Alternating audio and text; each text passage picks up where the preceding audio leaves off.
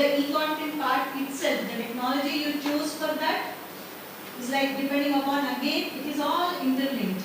How you deliver the package to your target learners. Depending upon that, you have to choose the technology, you have to choose how the delivery mode is. So how this interactive content, any kind of a content. One tool we will be discussing definitely today, but there are many other tools where you can guide your learners as per the input that they have provided you. You might ask certain questions. Depending on that, it will lead to the content. It will lead to the path of the learner. If you think that you give some 10 questions, based on that you can judge the learner's performance. Depending on that, you can connect him to the path there where he had to take a very basics, little bit stronger, basic skills, and then or knowledge, then go to the skills module to really hone the learner's skill. So that's how we design the content. It's not just about sourcing something or resources. Okay, this is, as a teacher, we always feel, okay, this is a good material and this is the question, this is the assessment that I want to give. If they read, it's all ifs and buts over there. If they read, they'll be able to answer here. But then when it comes to a technologically enhanced learning, but how do we know that with this kind of technology enhanced assessments? Through that, we will be guiding the learner to the particular chapter or particular module. That's how the content is designed actually. Though it may be like really overwhelming, but unknowingly you will be doing that ultimately. Maybe for now it might look, it's all technology, it's not my cup of tea, or it's too difficult. No, it's not at all a rocket science. It's like how we operate our daily smartphone. Simply think in those lines. And come out of the traditional way of delivering your lectures and conducting an assessment. Think about how a system should behave to you. For example, in Amazon, you bought something today, and tomorrow you will see such kind of recommendations everywhere on your screen. How it knows? It crawls your system, it will understand. But who designed that? A human. Same applies here. A teacher will be designing the entire teaching learning environment. For that, we need to have all these in place, from writing learning objectives to creating assessments. So how we are going to do that? This workshop, I think, should give you those kind of thoughts that at least to establish. This workshop is not to come up with, develop something and come up with it, just to plan something. At least a basic plan about a micro-credential, and then how we are going to design and develop. That's the second phase of it. But the moment you already applied for NCVT qualification, right? So the moment they come to you as estimation and super saying about it, it should not dormant, right? It should not freeze. Immediately, it's the way you should start. But then also you have to think about how equipped and what is the infrastructure that is supporting you. That also matters. Right? So what kind of infrastructure you really need to do that, and what exactly the educational technologies that you have to really have. Are they really pocket friendly or not? How are we going to develop it, the release? That's what the sentence in yesterday's slide about practicality. How practical it is really to deliver this, and the way to address 21st century, or we should call it 22nd century kids. Because you will be, once you develop a course, at least you think that it should run, if it is a really niche skill, maybe at least for a year and then revamp it. Or sometimes some skills are there like prompt engineering, which is only for 6 months. We have to revamp it every now and then, because every 2 months there is a new tool that is coming up and it is getting much better and better and better. So we have to brace up ourselves to develop such kind of skill courses. If it is about anything like a soft skill, it is always like the thing to have. And then of course there are developments in those lines also. Maybe the fields are new, but the fundamentals are the same over there, right? At least maybe it takes 3 years or 2 years to revamp such courses. So we will be discussing all these. And also there is in NCVT guidelines, when you look at the assessment, how many of you saw this assessment related in 74?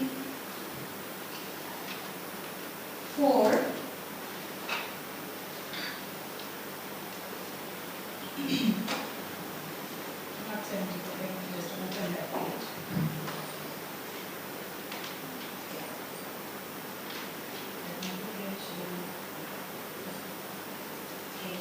Assessment details. So when you are submitting this for what is the challenge that you face? Because I could see yesterday 6 or 7 of you already submitted, right? So when you are writing, what is the challenge that really challenged you? Which field?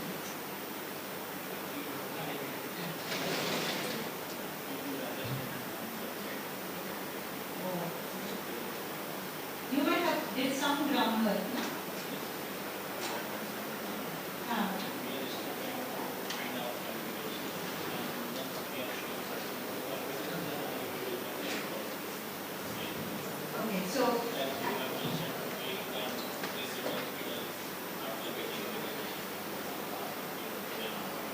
Okay, so you don't have to really submit the strategies and all. There should be something, right? In the guideline, there are some strategies to submit. And I went through on the guidelines. So what is the challenge? To understand actually that structure itself is a big challenge. And whether go up to micro level. Actually many times, we have a motor kind of things of structures. So we have to be objective rather than, just going. So keep very micro essentials while designing any particular assignment. That is actually a real challenge. We have to think at that level. That how supposed to be, and the structure is very much, well structured in all aspects. So we have to think all the benefits. And that's teaching, learning, pedagogy we have to. And also we have to raise up about, have you heard about feedback? You might have heard about lots and workshops also. How many of you heard about feedback? You might have heard about it. No, please don't say that. And you might have heard about it. Anybody from education department here? Okay, TPAC, Punya Mishra? No? Please immediately search for a TPAC and let me know what is it. I don't want to tell you. What is TPAC? T, PAC. Technological Pedagogical Technology. Obviously.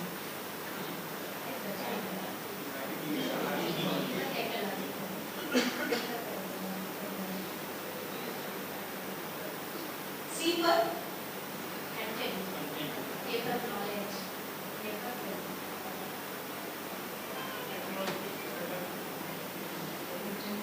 There is a wonderful 2-minute video over there. Later, please go through it clearly. Let me just tell you in a nutshell. Every teacher, every facilitator should have these caps. When all these things were developed, before TPAC also, there are many other frameworks, but then in one of the frameworks they say that a teacher or a facilitator should have a different hats. Sometimes they have to think about the technology, sometimes they have to, depending upon the environment that you are in, you have to think about the pedagogy and the content and the knowledge. You should have that. So all together, different hats, a teacher or a facilitator will be there, depending upon the environment that you are in, depending upon the target learners you have to select. You can't directly just say that, okay, this is for all. No, because we are in a classroom where the diverse skills and diverse learning styles, and we have to address that. And it's time now to get into those levels that we have been listening that otherwise we will go, which we don't want. Right? So for that, definitely we need this. I know sometimes listening at it in a workshop and even with me it happens with education technology. If I don't go on to certain readings and articles for 3-4 days, I'm out of that league. So we have to cater. I request all of you, let's just consider a half an hour in a day while traveling also. Follow certain hashtags, follow certain medium articles about what is happening in this impact era, or what is education technology and AI are doing in teaching, learning, and management. how we have to really brace up ourselves to do that. We are talking about assessment creation now, right? How AI can help in creation such kind of things. But it could be a report creation, like yesterday we were talking about it, what is employed over there, how we can really assess our assessment is. As a teacher, you have to guide the machine when preparing a report. It would be a great help and if you have something and you are supposed to share with your groups. Sorry? It will be a great help for you if you have such kind of things and you are supposed to share it. Yeah, sure. I will be. Actually, whatever the workshops I attend, if I'm there, I keep sharing such kind of things, definitely. But I request follow certain hashtags because I believe in a lot of social media learning. We will learn a lot. Like for example, yesterday you heard Michael Sankey, follow him. Follow him in Medium, follow him on LinkedIn, follow him on Instagram. Every day a new post from Michael Sankey we will be learning. And capability for open education resources. There are many people where you can learn from them. That's how I learn. Every day is a learning challenge. Even I asked yesterday Nina ma'am what I did earlier. I could meet her because she had Email ID is there. It's there on the site itself. There is. There are email. Sure. So if you see 76 page about these assessments also, 76%. Yeah, assessment related.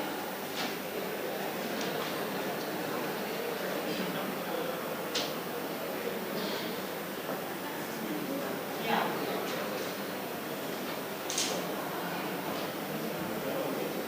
See, go to section 5. Yeah. See, it is compulsory to have assessment strategy is mandatory over there. How do you really mandate it, right? And what exactly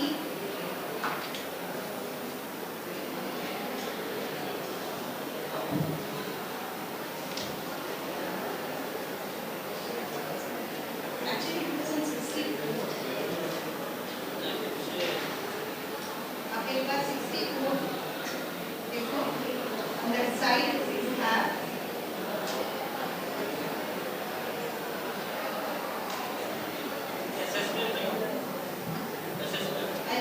yes, assessment only.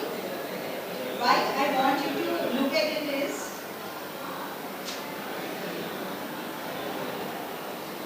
yeah.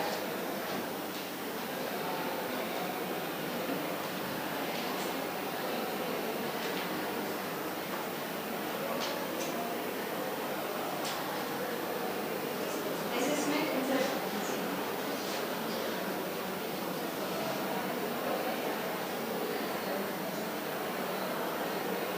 Okay.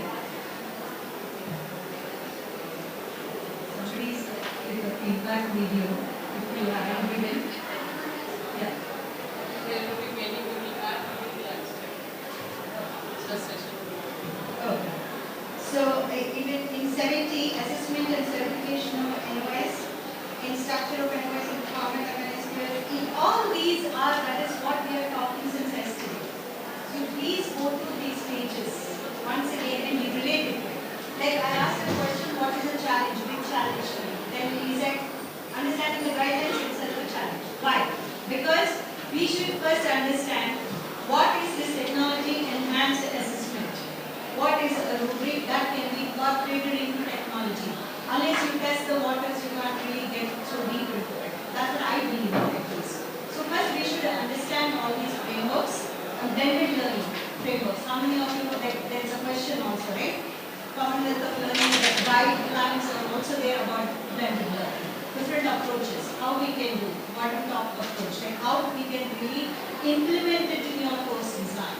So please go through all that before we really come up with any kind of a course design. That's my request from my side. I think all of you are here.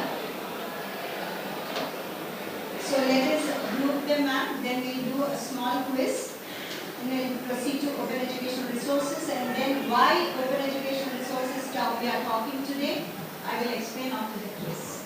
I and why it is related to assessment. We'll discuss it. And how many of you are really confident about open educational resources or open pedagogy concept? I mean, confident enough means everybody should think you are the king, let me tell you. Have you put it that way? Yeah, you know, right? Yes, you are all, because you have been attending and then, how about practicing it?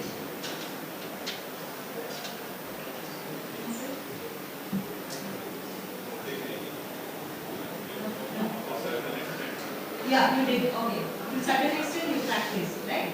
Yeah. So, any notion or any ideology about open educational resources that you have to share? Anybody? Nothing? Forget about institutional side. We'll think about it as an individual.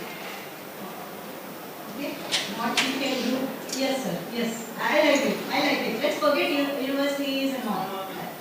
Behind this open SLMs, I've written around 2 books and 11 chapters in Royal Society and LSL publications. And they have 64.0 activities. So I think they are not commercial. It's not commercial. Only that I have written. And I got the opportunity to write only non-commercial from other institutes and Okay, you are participating, you contributed to that. contributed and also I am the editor of 2 books. Okay. Which was elsewhere and after completing the copyright forms, they gave us 64.0 which is not. It is available online, sir, for all states. Please share them in the group so that everybody will also understand about it. What's your experience sharing like that with the open license? Actually, it's in the like we work in that it's if we publish in their publications, then what will they do is that they don't give us copyright to publish either. Yeah, it's that's the thing that you can share only 15 persons and after that you can't share. Where is this? Is it a journal? Not journal, it's a books.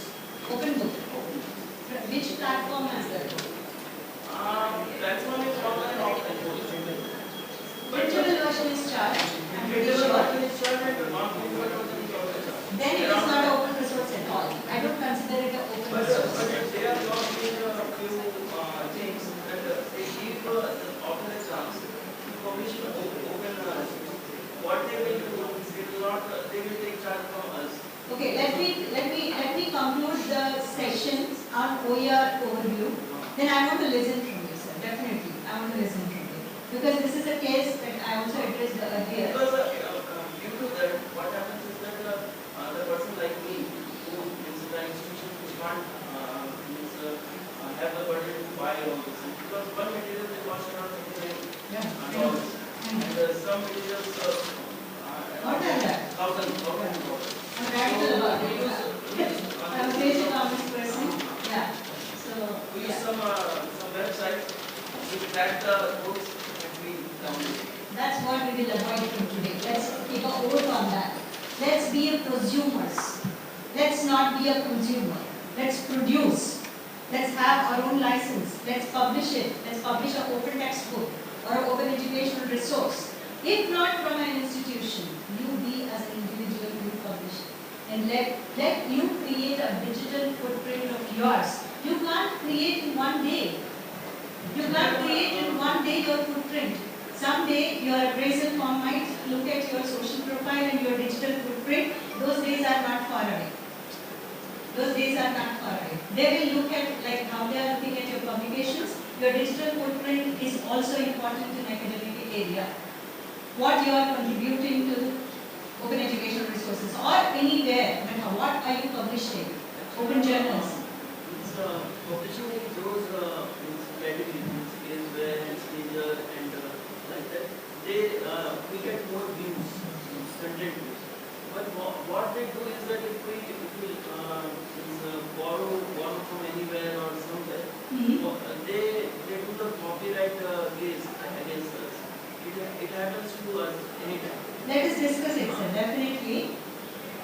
Let me do that one simple overview and let's talk over lunch also about it. Definitely. Okay. So what I will do is, ma'am, where's Chitra ma'am? She left. Okay. I need that cup. Somebody can help me. Yesterday we kept the cup here. Yeah, I got it. I'll read out some 5 names. You be on one table or 2 tables. Okay, Patapat. This is R. Mahindran. Sorry, there is no doctor and all written here. I'm just reading out names. I'm so sorry. And Anupama Devi.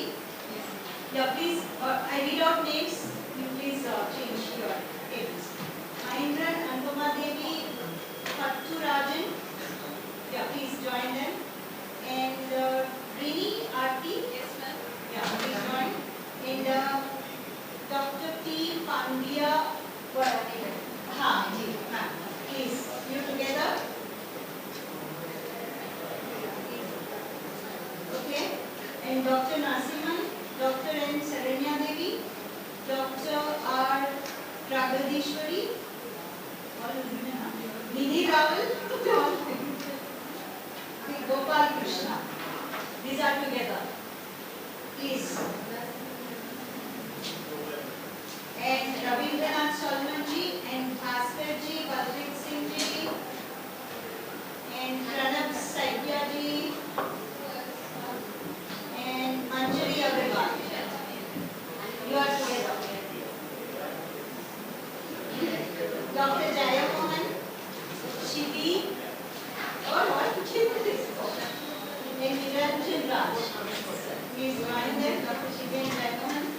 Please. Priyanti Bagchi. Yes, ma'am. Yeah. And their group. Please move. Let us move. And Ashutosh Kumar Bhatt. You are all one group. And another group, Tejashwi Balu. Yeah. And Dr. Madhuri Pavan Rao. And Dr. Himanshu Patel.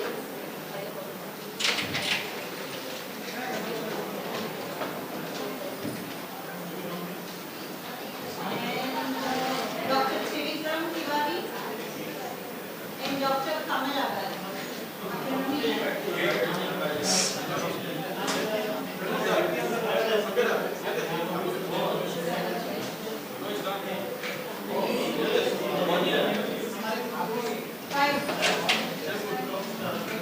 I announce once again the groups who are anybody applicable, let me know.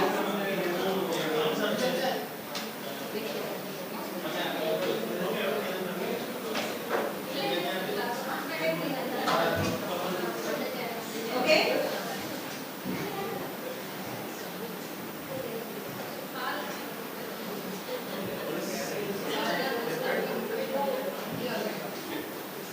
Kathurajan, Mahindran, Anupama Devi, Rini, Pandya are together. Nidhi, Gopal Krishna, Narasimhan, Pragadishwari, Sharanya, one team. Ravindranath, Bhaskar, Balbri, Pranab and Manjari ji, one team. Ashutosh Kumar, Jaymohan, Chibi, Niranjan and Priyanti Bakshi, one team. And Kamal Agar, and Trivikram Tiwari, Karan Tejaswi and Madhuri and Himanshu. Yes. Okay. Who is it? Where? Hey, I'm so sorry. It is so random that it seems all TNOU is in one team. Please shuffle. Please exchange your two with somebody. Please. Thank you, sir.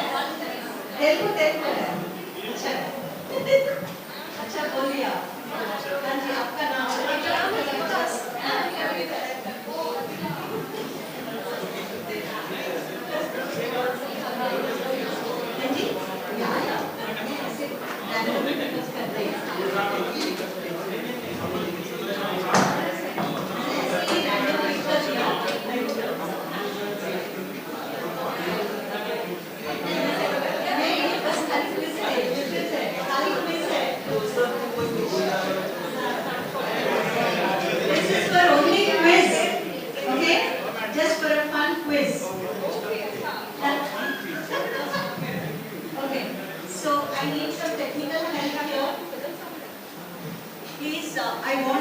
be, it's a bit, okay, nobody is here? Okay, I need the screen to be displayed. Okay, if not, I don't want to waste your time. Go to kahoot.it in one machine, or maybe in any of you, kahoot.it, kahoot.it, kahoot.it, and your game pin is 464806. Yeah.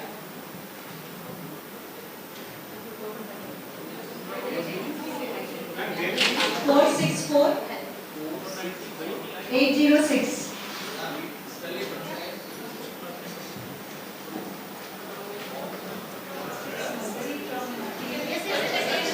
KHOOT. अच्छा team में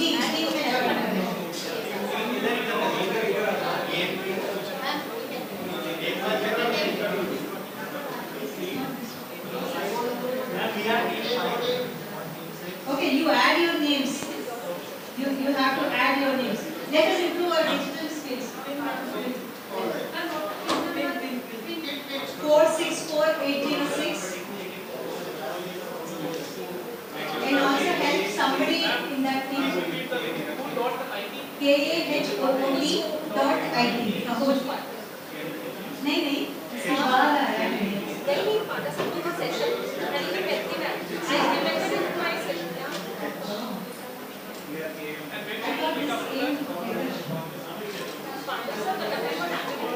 Okay. Quick, it takes 5 minutes. Add your names. You will see these names here on the screen. Yeah. Please add your names. Please come on faster. we are KMTTH. Team what? We are team to ma'am KMTTH. Okay. KFTTH. Total team. Nidhi Rawal ji. 464806. 464806. You add your names. The moment you come there, you will add, or you can together be one team. Okay.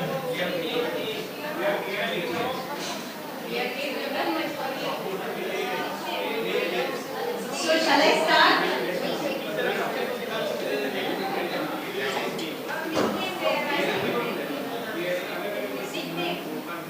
You join the team, ma'am. Don't give any nickname. Join the team. One of your team. What is your team? Yeah. Join the team. Be there, ma'am. You need not to log in. Be with them.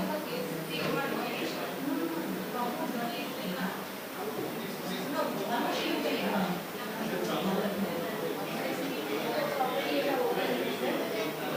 What is your team name?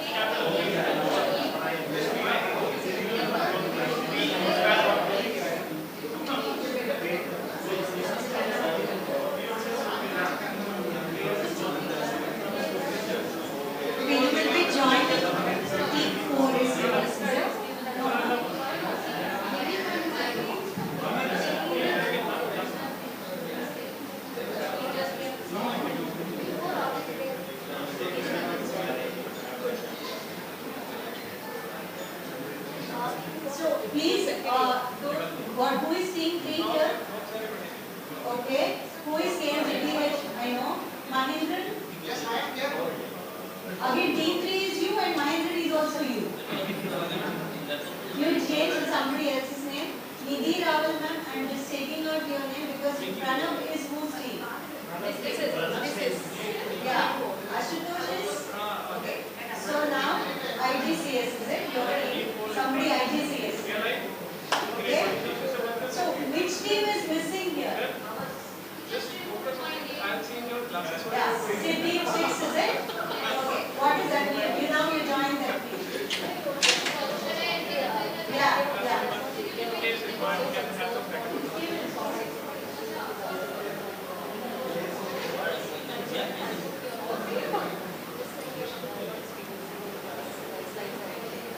Okay?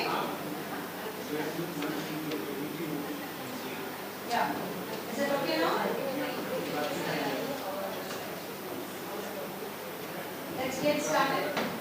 दीदी आपने team 1 में join हो गया.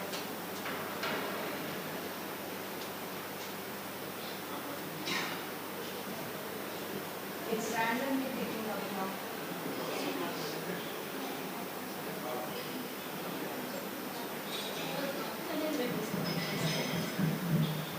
So whose team is missing here again?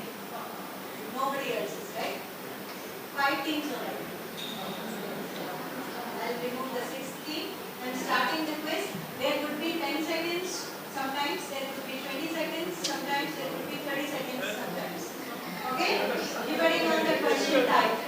And then all together, Madhavan, decide who will read the question, decide who will read the options, decide who will choose the option.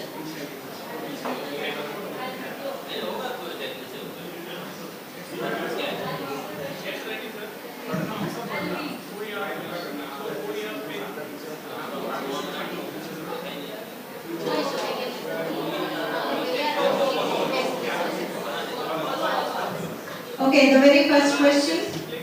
Countdown started. Okay. And I won't show the leaderboard. Let's get on to the second one. 30 seconds for this.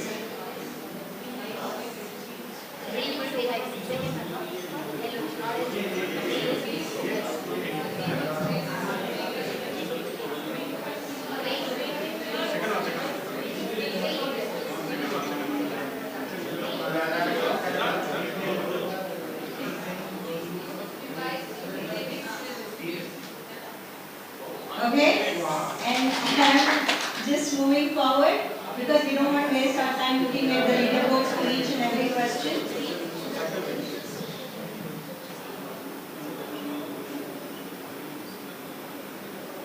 Sir, it is not visible.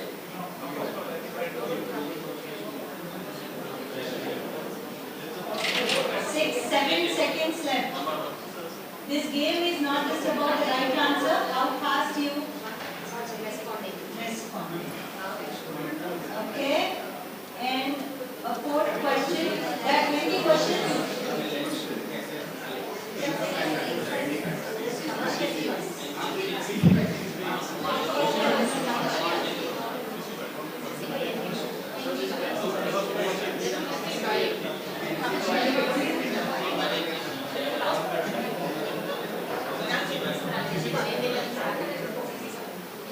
Okay, the next question we are going to fifth one.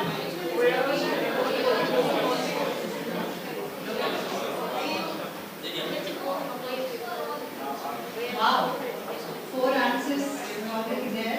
That's really quick. That's good. Really quick. The 6th question. There are 20 seconds. Still there is no answer to this.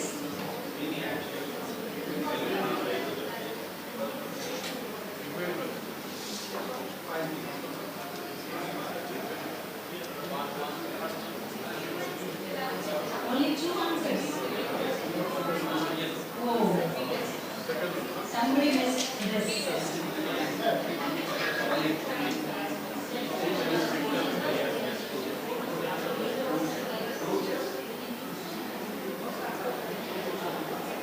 Please read thoroughly till you have 10 seconds. 2 more answers I have to get. 6 seconds. Oh, somebody missed this answer. I don't know which team. After 2 questions, we'll see once the leaderboard.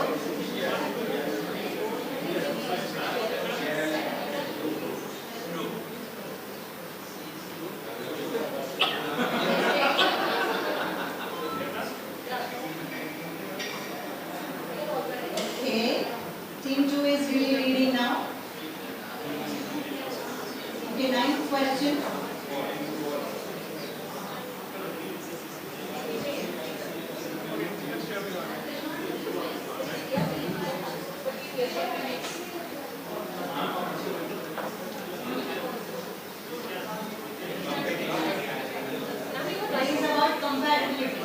right. I attended a second workshop at this time. So there they taught us this. It's not an Yeah. Okay, team 2 is really faster. Somebody beat them.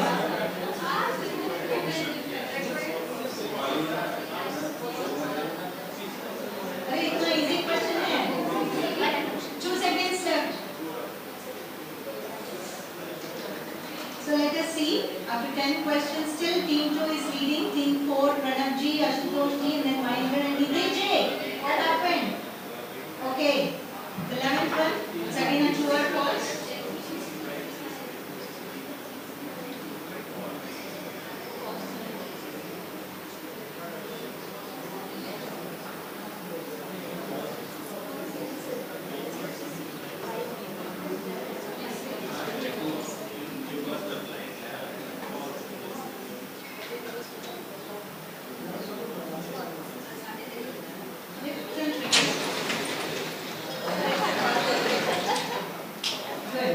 Good. Wow. That's nice. अब जल्दी करना है, उधर जाना है, तो जल्दी करना है.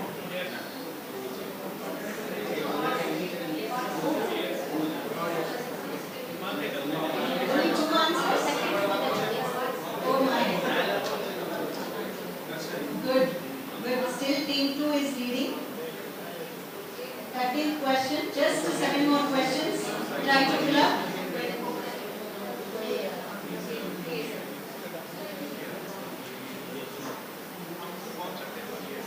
10 more seconds.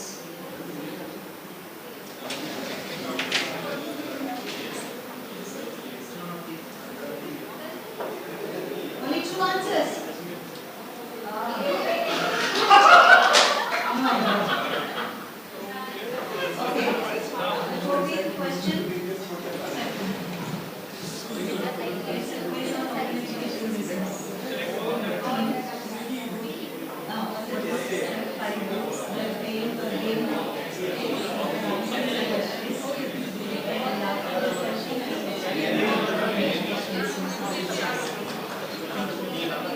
So, who's leading now?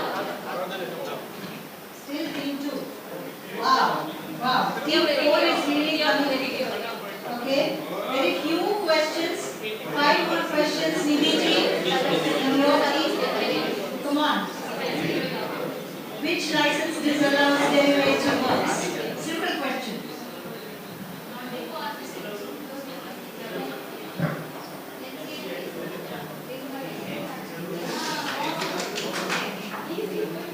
That's good actually. Still team 2 is reading. Somebody please, who is Pranav and Ashutosh? Mahendran ji, you can do it if you answer quickly 2 questions, you can move up. And Nidhi ji, if you answer next 3 questions, you can move up. Faster, make it faster. Madam, why you want to make us? Certainly, I should motivate them, right? It's not about one thing winning always. There should be some.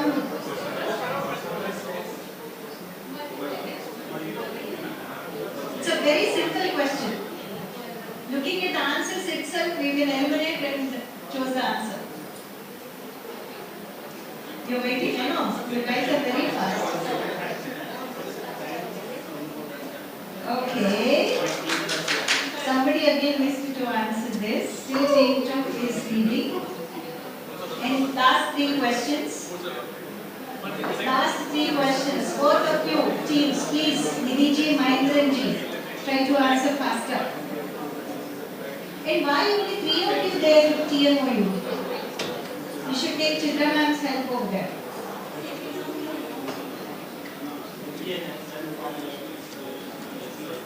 Still 4 seconds. Not even a single answer. Oh, everybody missed it. Is it? No? Somebody answered? So that's good. Yeah, you answered. Yeah, answered. I'm just seeing. Okay, last 3 questions. Everybody will answer this super fast. Yes, that's good. That's good. That's good. I'm happy. Which license is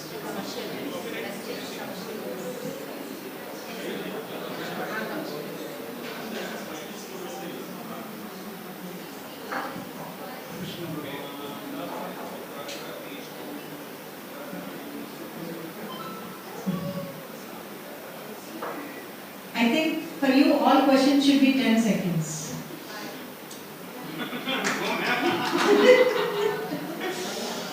Okay. Pranav जी का team तो बहुत जल्दी आ रहा है. Last question. Last question. So you can move them up and down.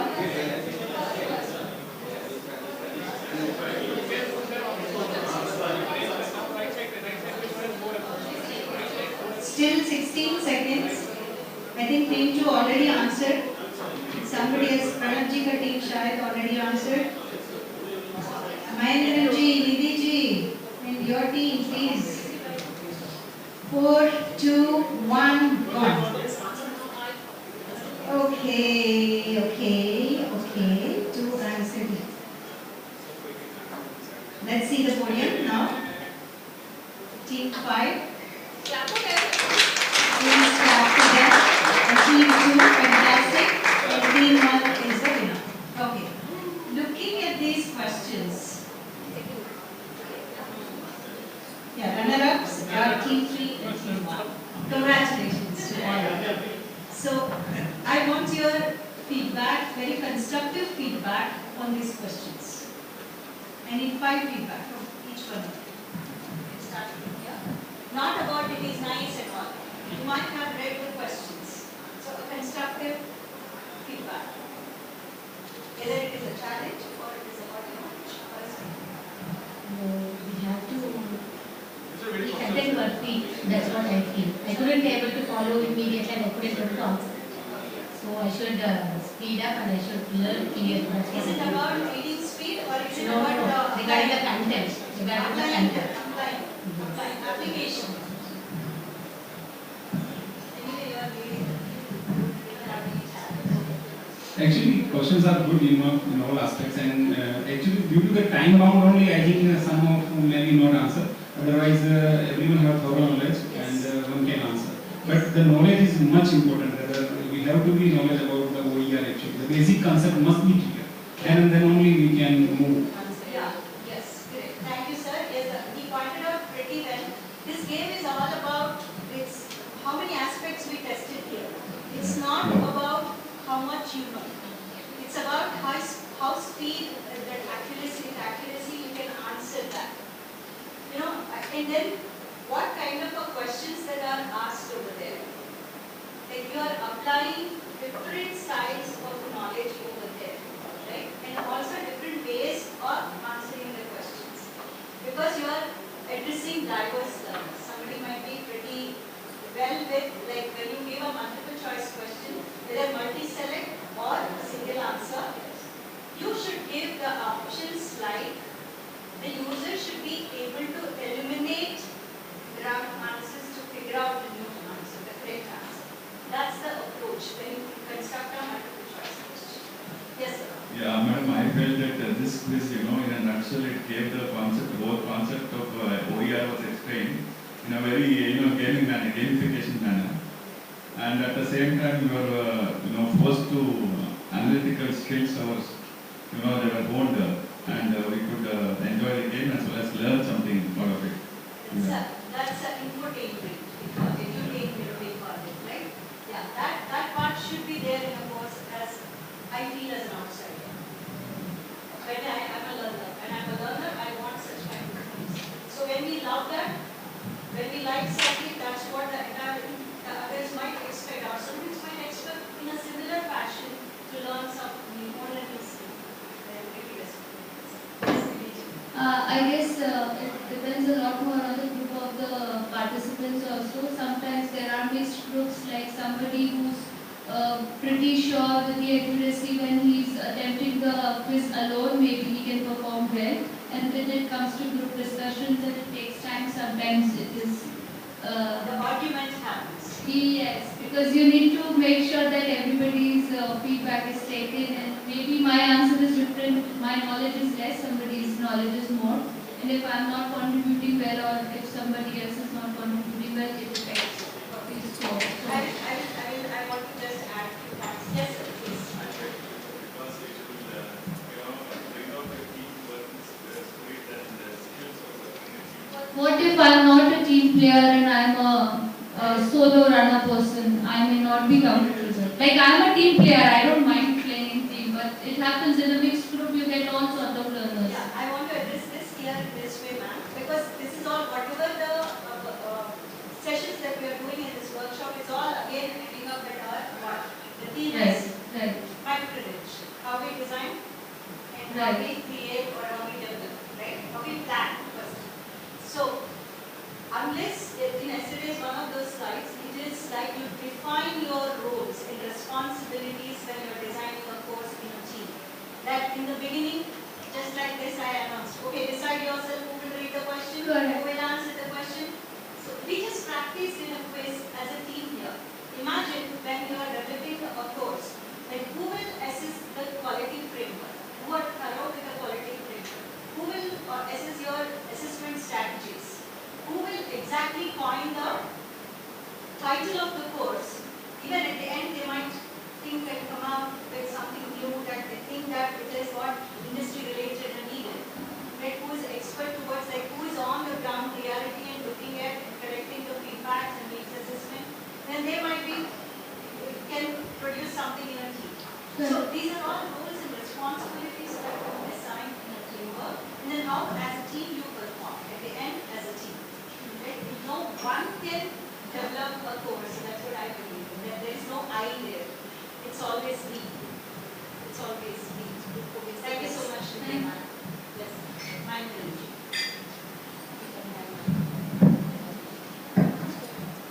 I consider that you have conducted the test to understand the prior knowledge of the participants because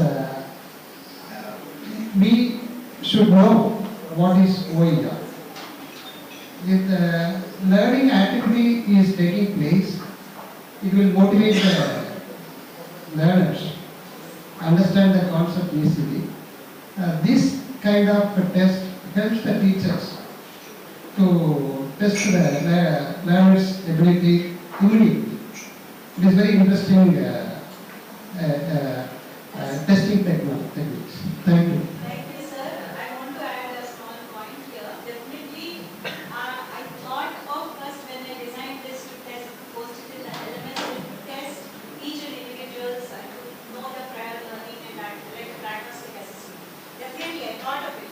But then I changed my mind last night thinking that why not it be a team play? Because at the end, like we are as a team will be creating something. And then it could be always a diverse group. Even from a same institution, it could be a diverse group, no doubt about it. In a class, just not our papers are the same. Similarly, in an institution, you have different ways and styles of working together. So as a team, let's build this, I thought, sir. But it is not exactly diagnosing because this test have different elements. You know, it's just not about you knowing the concept, it's also how we apply that to fast and accuracy. The speed also matters here. The ability to really address the context there. Okay. Thank you so much for bringing up that word of testing the prior knowledge. Thank you, sir. Thank you. I hope you all enjoyed this.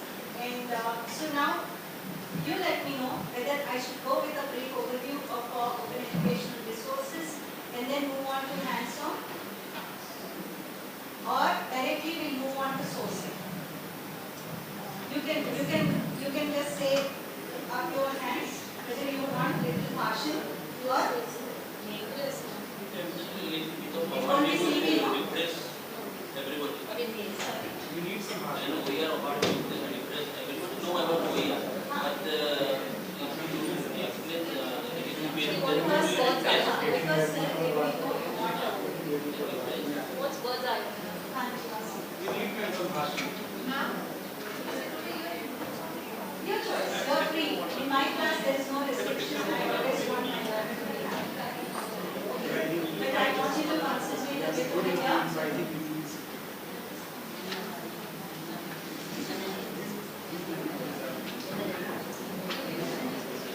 okay.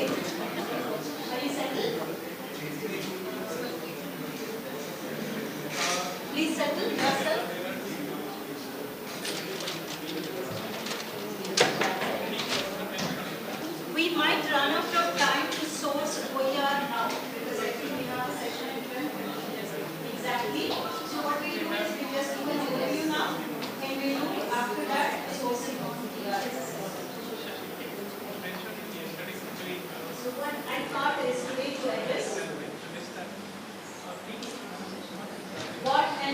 OER, definitions, you all know about it already. And the crux is 5R. And based on this licenses, I want to explain what each license does. And then sources, where and how to find. And also how to, once we find it, how do we attribute it. And also few things, while sourcing OER, I want to discuss about evaluating it. That is very important. Sourcing is okay, but then how do we evaluate? That we'll do in a hands-on activity. OER definitions, when you look at it here, we all know that they are freely and openly available, but what is the key word there is openly licensed. It doesn't mean that when it is openly available, you cannot simply call it an open educational resource. It should have some kind of a open license. Okay? Similarly, if anybody here from a computer science background, okay, sir. So why we call it an open source is the code should be available either in a GitHub or somewhere. They should share it, right, with MIT license or TNOU license. So similarly, even for a resource, that is for software, and for a resource, we have some kind of open licenses. In the world, they have like certain institutions, they have their own open license and open education resource policy that they design their own guidelines and they release with the open licenses. So there should be some kind of open license. Whether it is, there is a question in the quiz, right? OER are only for education purpose. No, there could be any material. It could be a course or video or anything, but it's an open license. If you take a Hewlett Foundations or UNESCO's definition, definitely it will be there that it is openly licensed is the key word of that. So any kind of a material, when it is openly licensed, we call it open educational resources. And why? Mostly in the Western world, it is, as somebody is talking about, the textbooks are very expensive in that subject. And then that's how actually open education movement, this word also coined, that's why this movement also started in early 2000s just to address that needs of those students, to address how to reduce the cost of the college textbooks. What I meant here, college board is, like in the US they call it a college board or university textbooks. So to reduce the cost of it, that's how this movement all started. That's how they have come up with open course. Right? I don't want to get on to history, but here I want to concentrate more on certain things like what is OER and what is not OER. For example, in your, you have students that who come to your institution, you have a student ID, they go to the library, they pick up something. So is it a OER? If it is openly licensed, definitely it is a OER. But it is a textbook or copyrighted, it is a copyright material. Whether if it is a journal, can they derive out of it something and remix it or redistribute it without taking any permission? If they can do it, then it is an open educational resource. Like sir was talking about earlier that it is, I'm not allowed to do it, then definitely it is not. But then there is also a definition for a collection, I'll talk about it. And then we have to really learn about, just understand, not learn, I say that, not even understand, we have to explore what is a copyright exactly when we think about as an academician, what exactly is an open license, and the other one that comes into our mind is public domain. There are certain resources already available in public domain. What does it mean? That if a resource is released in a public domain, no strings attached. I don't have anything, for example, I am an author, I'm releasing this entire presentation with the public domain. That is that I don't even need an attribution. You just use it the way you want it. Whether you want to commercialize it, the way you want it. You can definitely use it, not given an attribute. But it's ethical practice that when we use, we attribute something. And then when it comes to open license, it works in lines with copyright. And some people think that when it is an open license, there is no copyright involved in it. Definitely there is a copyright involved. And it is openly licensed. There are some rights reserved.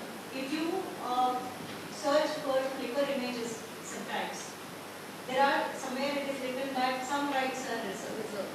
And a Creative Commons is applied. So when you click on that, you will know what is the license fee, what you can do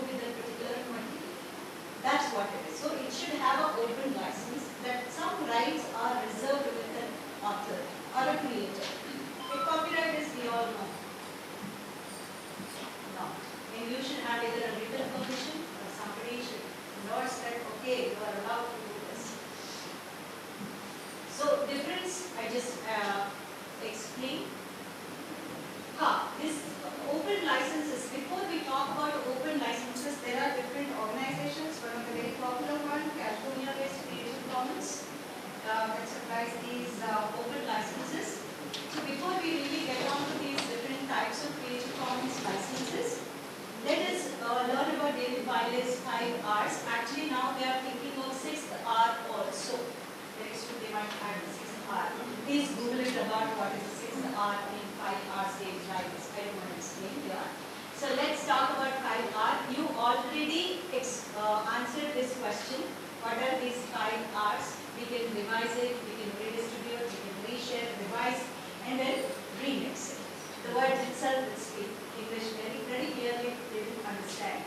Let me tell you, all these details in Creative Commons site completely available with an open license to translate it to your own language. Even somebody started translating it into Tamil. Even Telugu, the work started. Even Punjabi, it started. Hindi, it started. It's not yet completely. I want to see more Indian languages there. I could see a lot of foreign languages. I want Indian language. No, these licenses, details to be translated into regional languages. Okay. So when we talk about copyright versus like Creative Commons, copyright is that entire rights, certain kinds of control over entire their work. If you are a creator of the work, you can decide what you can do with that piece of work.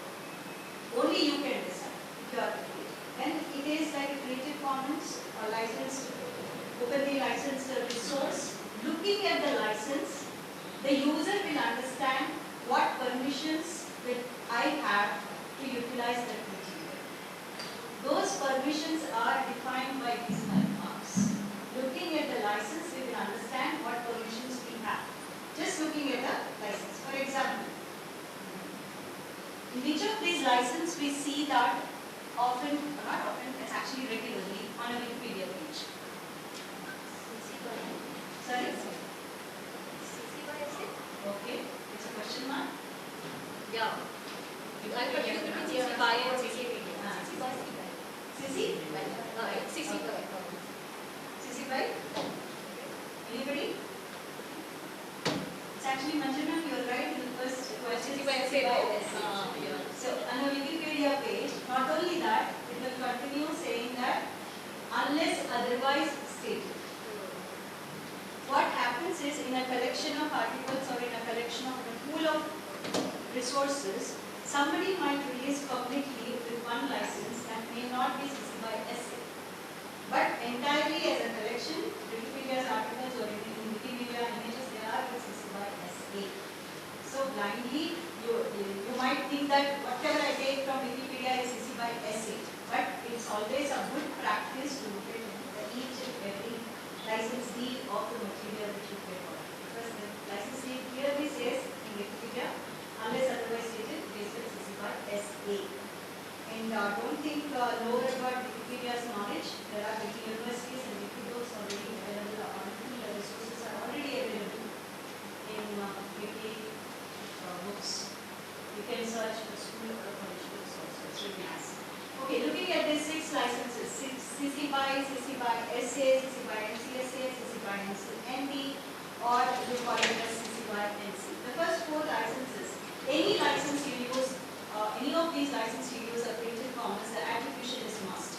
That's what it says. The very first option, CC, Creative Commons, is the title CC in a circle means wherever you see that attribution is must, and you use that. By, that CC BY, when you get it, it needs an attribution. SA is you have to share with a similar, identical license. When you remix, it allows you to remix, redistribute, or even commercially, you can do it. But as long as you share alike with identical license, at the same time, latest 4.0 refers that if you use a CC BY SA, for example, you have taken a resource CC BY SA from English and you want to translate it and you want to add some interactive piece to that content and you want to again release it with CC BY SA, you have to mention that what is the change log you have done to that. Earlier it was not there. Now you have to mention CC BY SA. You have to mention what is the change log that you have done, which is very important. Okay, so in every license we see that a human inside a circle, that is the attribution is must, and then there is a left side arrow is going that, the distribution derivative works only under identical to that of the original curve. That is the share alike, and then non-commercial dollar that you cannot use for a non-commercial purpose. Okay. Any doubt here about using non-commercial resources? A very common doubt that we should get. When I found a non-commercial resource, I used to have a doubt that when I'm working in an institution, my institution is charging my students to come and attend my class. I'm giving non-commercial resource to them. Is it a selling? Does it come under, because we are collecting a fee. What Creative Commons license fee says about it. So there was also a huge discussion went on that. And they said that unless you are selling that directly for 50 rupees or a pound or $10, it is not considered as a commercial. Unless you earn directly out of it, like you found in YNC or open textbook, you print it and you sell it, then it is a price. And you might have a doubt here that how do we sue a person? How do we? I cannot answer these questions. These kind of things will happen, and definitely we have to address. There are ways to do it. There are some legal ways to approach it all. But remember, Creative Commons is not a legal agency. It just provides with the open license. That's it. Okay. But you said that when we are translating, CC by SA, sure, I like it, we have to mention. Earlier in English, it was like that. But when I'm adding some of the content, so again the same CC I have to mention.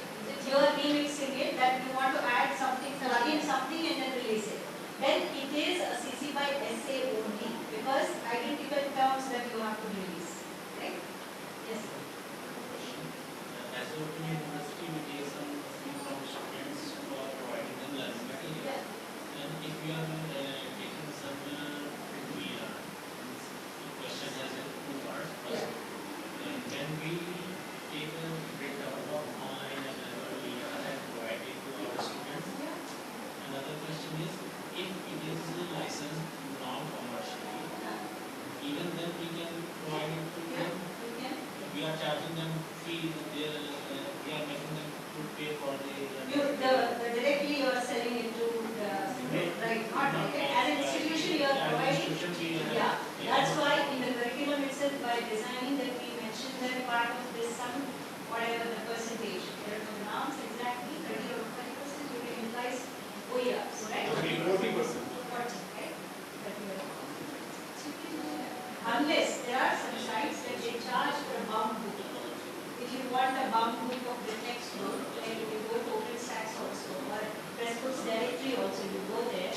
There are some, see, OER as itself standalone cannot work unless there is a sustainable way of doing it. There are institutions, but how can they survive, right? So what they are doing is, if you want a bound textbook of this, then you pay for this and you will deliver it to you. At the same time, why a student needs a bound book?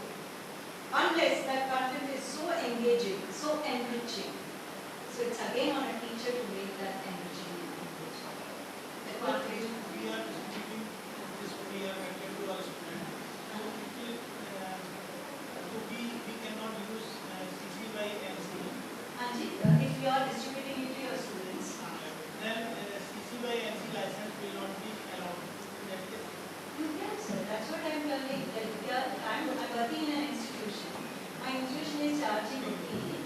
But as a teacher, as an individual, you are not charging them. They pay for the entire program. Even my question is, can we provide as a part of SLS learning material? Yeah. So that will be provided by the institution. Yes, but then you have to attribute it there in such a way that this percentage of material is open resource and this is the licenses. You can do that. Still, if you have still that, because it's always these legal things, right? Like sometimes what happens is, though Creative Commons allows, sometimes your institution or your legal territory that you are in, earlier these licenses have numbers if you observe. 1.0, 2.0, they are quoted in different area. Depending upon the geographical area you are in, the licenses were or portrait. Because why? Because now 4.0 is global. Like for all the materials now you get, it is 4.0. Earlier what they thought or they think the process was that depending upon the jurisdiction that they are in, our India's IPR details might be different from what Canada might be thinking, what US might be thinking, what Britain might be thinking. So depending on that, they quoted the licenses. But then now it is a global 4.0. But still, if you have any concerns like that directly, you can write related comments in the forums. Be active. That's what I'm saying. Spend half an hour there. Because every case is a different search. Or directly you can go to OpenStax and in the forum you can post it. This is my use case. How I can approach. But fundamental is this. This is good. Sometimes from the case study, somebody else might learn out of it. Okay, if this is the case, they have done like this. Okay, I can follow the same path. So it can also happen. You just answered this. Yes, sir. Last almost 6 months, Sanka insisted whether it is professional course, skill course, or any other program. Since often universities are in minority, so they should have this admission. Yes. By adopting courses. Correct. So in that case, licenses are different. All universities are, suppose in my university CC by NCS. Maybe some other universities. CC by SC. Yes. So how can we overcome this license? Before we really chose a license to our SLM first, okay, or even for as a policy, we have to understand the compatibility chart of licenses. What licenses are compatible, very much compatible, and what are not. Let us look at the compatibility chart. That's why there is a question, if there is a CC by NC material, there is a CC by material, can I reconcile? If it is a CC by SA and NC, it may not match. Because SA says, for example, the dominant material is in the SA, and you want to club it with NC. See, SA permits commercial use. NC doesn't permit commercial use. But what you can do, you can take SA material, you can just distribute it. But you cannot derivate out of it something new and provide a new license to it. That is the collection. 100% adoption not serve the purpose. You have to take something out of it as is, or you want to derivate out of it. Sometimes we have to need some addition. Yeah, so contextually. Yeah, so then what you can do is, you can take that portion of it as is, you attribute it that this is so, and then on the SLM page you will be saying that this entire material is with, according to your institution's policy with so and so license, unless otherwise stated. This is the example of mere example of a collection. I'll give you details. One very simple one. What exactly is a collection? Collection is like in an open textbook, there could be some different articles or some materials collected and put together. Like you take this book. In that there are some resource materials given to you. But everything is from a different license. We didn't derivate out of it anything. We just collected it. And then we are not remixing it.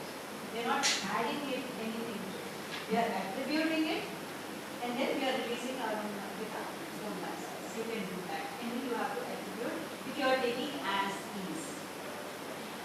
If you want to remix, if you want to do something new out of it, you make it as a separate thing, you publish it in your repository, you give a link with whatever identical license, and link that in your SLM that this is the material you must access. There are ways to do that.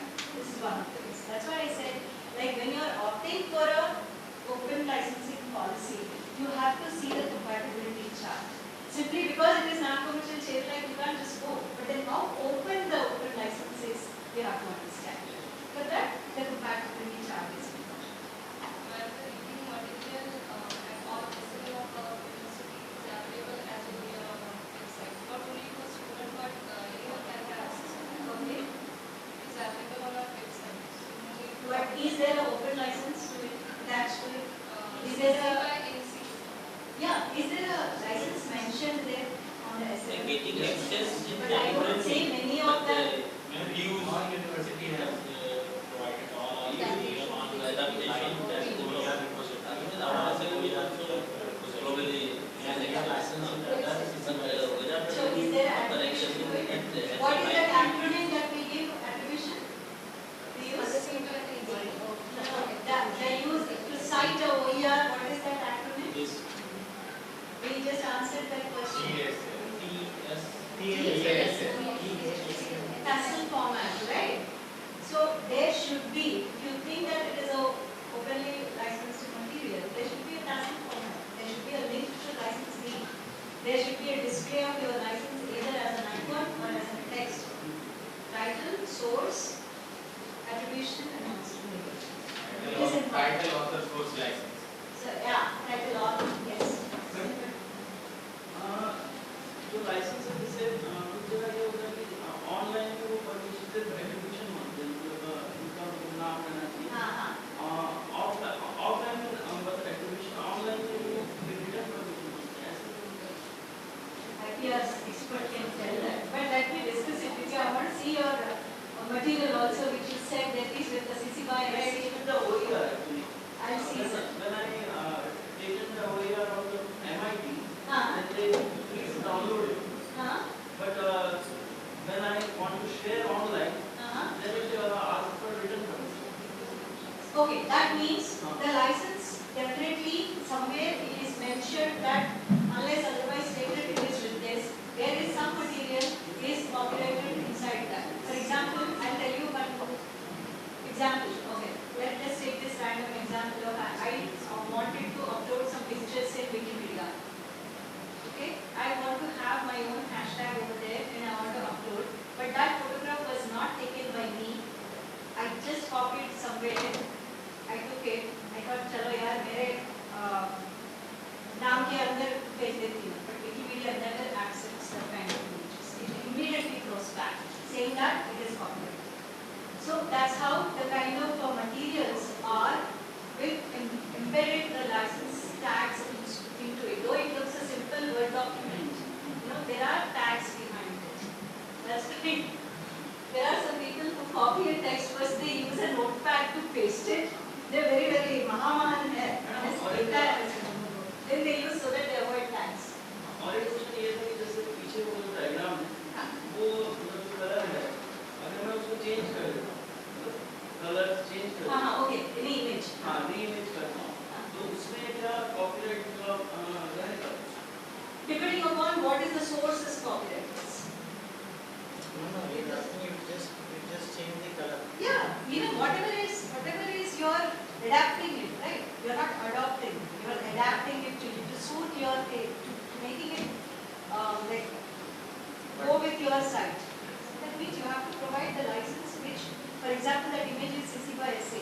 Then you have to launch it with CC by SA. पूरा मतलब वो box same रहेगा वही उसके अंदर का जो CC लिखा है वो भी मैं बदल दूँगा उसमें CC के Yeah. But then what is the license that this image is having? For example, this image is having CC by. Then simply you can do whatever you want and with whatever license you want to use. If it is with SA, again release it with SA only. If it is with NC, you can do remix, revise and all. Depending upon the compatibility again, you can release it with a license which is compatible. I'll show you the compatibility. Before we get on to this, let me just show you the compatibility chart once.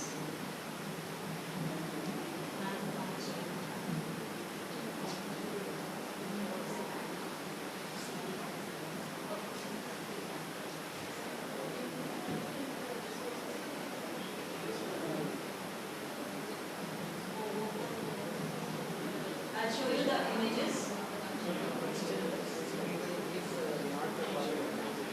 Can you see this?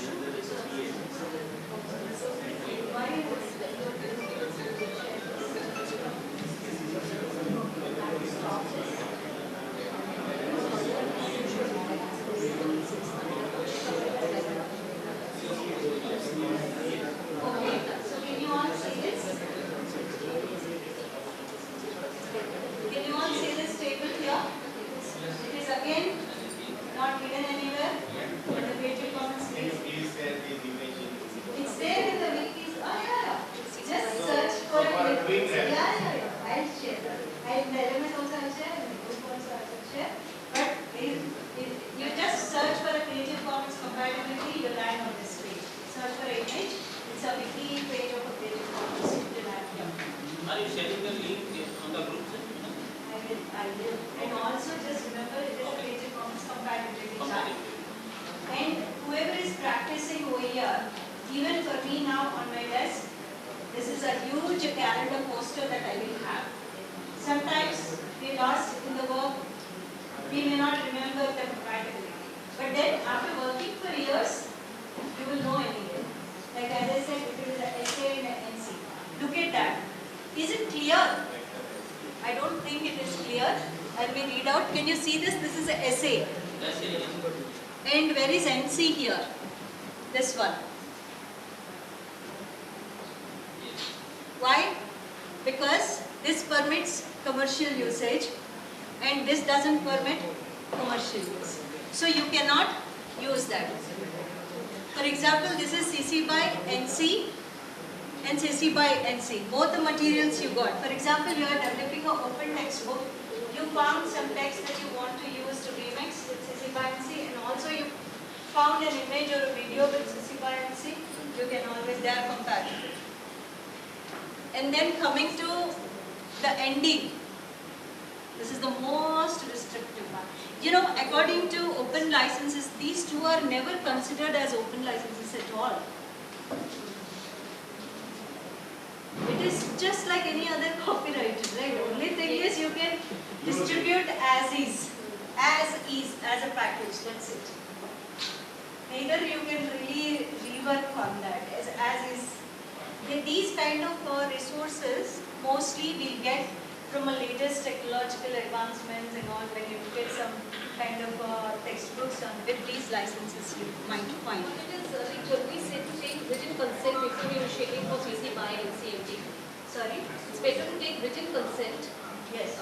For if you're going for CC by NC and NT. Why? It means said because it's have so many restrictions. Yeah. So it's better to take written consent. Okay, you are going from the original source. That way. No, you cannot even remix. Oh, that's what I'm saying. Yeah, if you have a written and all, oh Yeah. my god, that's a huge legal cost. Yeah. But then, do you consider it as open license then? Yeah. So, that's why these two are not really considered. Of course, to some extent, CC by NC, SA, at least we could see some fightings. Right? So, most really, and you never asked me what are these two. Public domain. Yeah, but both of them are public domain. What's the difference? The sign is different. Yeah, why? One is copyright of the first one is expired and the other one is released as in public. One is expired and released as a public domain. Okay. Yeah, CC Creative Commons have a public domain tool. That's what it is, that C and cross. Sometimes you can even go for it and release it without in a public domain. But then this is completely public domain. Like there's not at all no strings attached, nothing. You just go for it. You use it the way you want it. But then there is also some licenses that, like for example, when you are searching for images, Pixabay you take. Pixabay have their own open license. Their own, like when you read the license deed or some vecteezy, I think, vecteezy or something. Some vector images, when you search for it, they have their own open license. What happens if you use such kind of images? What happens if you use such kind of a material? Is that someday, sometime, definitely they might have changed their license deed because they have their own license, right? Their own open license. They might define it the way they want it. But then by then you've already packaged it and published it somewhere with an open license. And that's why OER needs constant update. If you really use such kind of images somewhere. Or the best practice is how you attribute it, and when it is like how we do a copyrighted materials attribution, when it was really we do that when it was retrieved, it's better better to do that. Change in the license. Then the retrospective. I mean automatically that then what happens? Yeah, because now they have changed the license deed.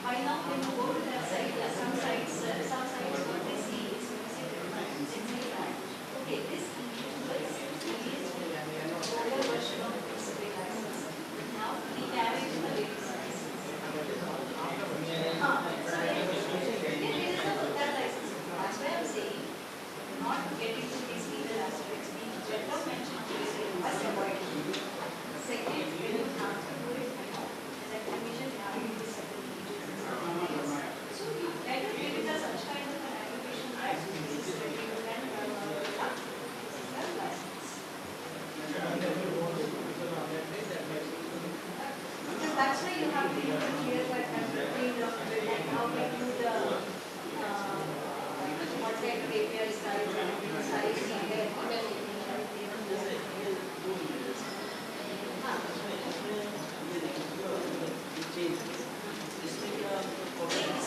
इसका cooperate क्या है? इसका cooperate madam CC5 तो यहाँ पे आप कुछ भी लाइसेंस कर सकते हैं। सी कंपैटिबल। हाँ, लेकिन इसी में हम लोग ये वर्ड यूज करते हैं कि this is life time of the current इसका मतलब क्या? Life time of the current या अभी नया रेगुलेशन नहीं आया है। But these are all IPR concepts. These are not open license concepts. तो IPR भी लगा देंगे। IPR is different from intellectual property rights. It is a Creative Commons is art. हाँ, different. This is a different. Entirely copyright is different. But then when you want to combine, yes, you can do that. There are some professors who does. In a copyrighted material, they do use CC BY materials and CC BY SA materials with a proper attribution. We can do that. तो एक लोग गुवाहाटी में professor को ये बोले कि जैसे लकीर ऐसा है तो आप ऐसा करो, ठीक होता है, लेकिन वो करना पड़ेगा। I'll tell you sir, if there are 25 changes to any image or a video, it can be only licensed. Okay, 25. But ethically, I don't know. I just need it. So there was 21 earlier, then became 22 in media. Video. And then it became now changed. I don't know the correct number. Then is it an ethical practice in education? Do we have to get into that first? Why do we have to first stage? Unless it is a really currently topic like prompting or engineering or the latest nuclear physics or nuclear wars or a latest development of a biological weapon. Science में madam हम लोग उस cell का structure नहीं बदल सकते ज़्यादा। Cell का structure, sir, challenge me. I will show you OERs from interactive to videos. I will show you hundreds of them with open license. Cell structure, yes, I will show you. There are, the way you search, this matters, the way you search. But may not get according to your syllabus in your curriculum. Then you have to modify it. For that, these licenses. और ये जो AI develop करता है जो images, yeah. Okay. उसको क्या है? AI, there are some guidelines on how to attribute AI. I will show, definitely share these things with the group. But then, these are the guidelines developed by each and every individual institution. That applies to them. Like if you want to follow them, yeah, you have your own guidelines for your institution. Okay, AI use for something, but then when you use it, these are things. But then again, there is a challenge there. I don't know how many of you explored InVideo to create videos. AI will create videos for you. You don't have to do anything. You just give a prompt, which will give a create a video. We did it on biological waste and also on e-waste. In minutes, created a video for us. But then how do you attribute it? There is a way to attribute that video. They simply, in every site these days, such kind of sites, they are mentioning that this is the way you attribute. Even when you use a ChatGPT, when you click on the information, it will give you how to attribute. But there are institutions, they already launched guidelines, not only to use AI while developing the course material, also to use for assessment purpose. If the students can utilize it, to what extent they can use AI, and then how do they detect that with the batch solutions. I hope my dream is that we should go there. Okay, let me share my presentation again. Let me move very fast because we are running out of time. Yeah, sources we'll explore right away. With each topic, we will be doing it. And his benefits and challenges on the slide that you can look at it. Everybody always talks about a lot of benefits. These challenges, after conducting certain workshops and then came out of certain results, one of them very interesting is this accessibility complaints. Very few of them we will talk about. Open educational resources accessibility complaints. Whether they are catered to all of us. Like even a visually impaired person can really, because if there is any image, it's a does it have a alt text? Simple thing. How many of you practice using accessibility checker in your PowerPoint presentations? Have you ever tried accessibility checker? How many of you use Moodle LMS? Oh, how many? Okay. Have you checked the accessibility checker in there for the material to create? There is an option. Yeah. So we have to really think about it, not just about a OER. In general, while creating even a PPT, that we have to think about. Again, accessibility is a huge concept. Definitely one day we might get a chance to discuss. But then please do check. That's why I mentioned you better have a latest Office version 365, which has very good accessibility checking options. Also, when you create a PDF of a page, many of us we tend to use a free app to create a PDF. What happens to it? Whether all these tags are really alternative text that you give or the font size increase, decrease, all that it can happen with the PDF that you generate, may not. That's why we use certain tools to create PDF, like there are open source tools also, if not Acrobat. We do have, that is a premium Acrobat one. There are also open source tools, like example is PDF SAM. PDF SAM is a premium tool, like for that you can use. But then when a person uses technology to read out the document, they will read out very well. At the same time, when you write your material, e-content, right now it's everything e-content, digital content. You should avoid certain things while writing. Like, I also did that mistake in analytics. You can see that. Click here. Or link here. Imagine, close your eyes. There is a Chrome box plugin for your Chrome. Try to download it. And close your eyes. Ask your box to read out your document. And separate your links. Imagine a reader is doing that. The blind person might be doing it. The young man might be doing it. So, if they want all the links to be separated, how a learner will understand which link is what? And also in the LMS, maybe you take a Moodle or Whitespace, anything, we write that resources. Resources for what? Be specific again. Imagine a person, or imagine a person with then when you are creating a video, are you giving transcript? That is again a universal design of the learning. And also in a blended learning mode, we give various options to the same content will be delivered in a various options. Like in a text format, in video, in this video, then transcript, audio. I don't know how many of you did some courses on Moodle and OOKIT. So there, I really love the option of this platform. Is that there is an option if you give a PPT, it has a text option. If you give a video, if a PPT is inside that, you can give PPT that used in the video very next to it. You can give a transcript to it, doing some guidance. So you are addressing diverse levels and applying universal design concepts. Okay, the next one here is constant update. For example, you are writing something on environmental concerns or disaster management, for example. Latest calamity we just saw that. And then learning out of it, we must keep updating that, isn't it? So keep updating. And also about technology you write about. It changes.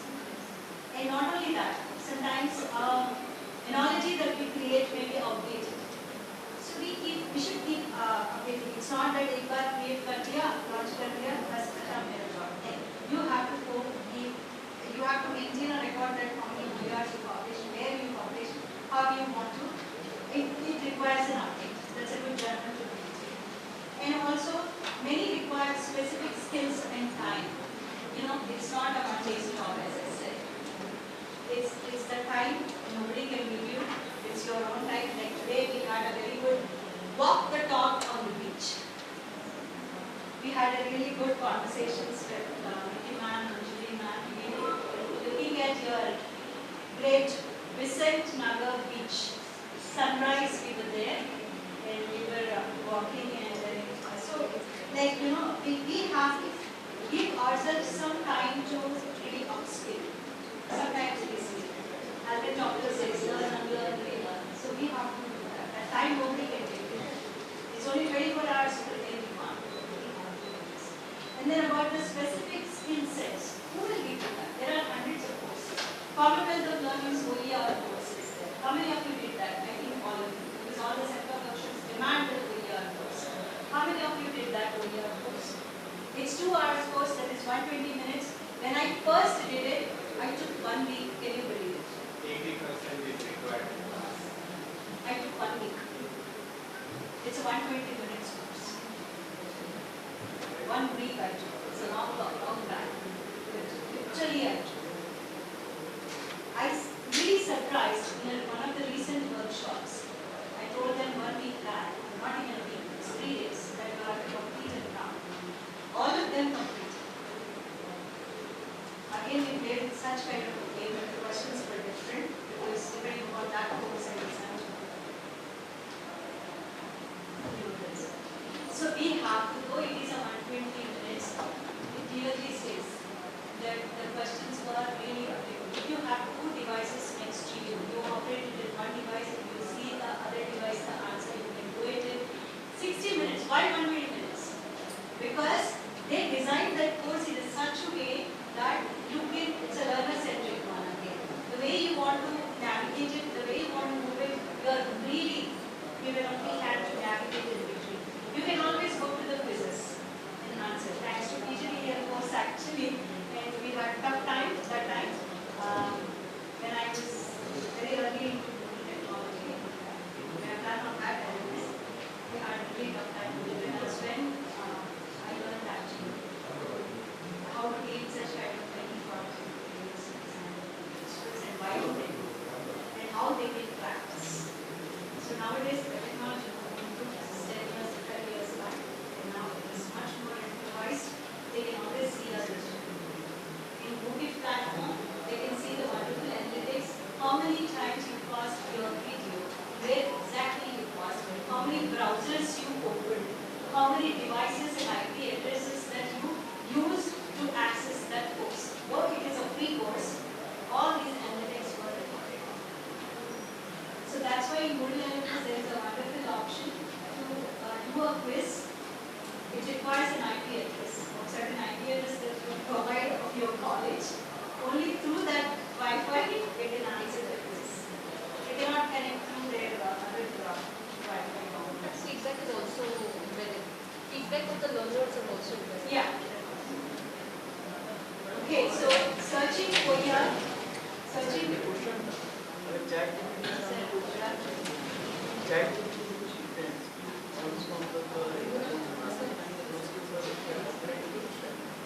Prompting.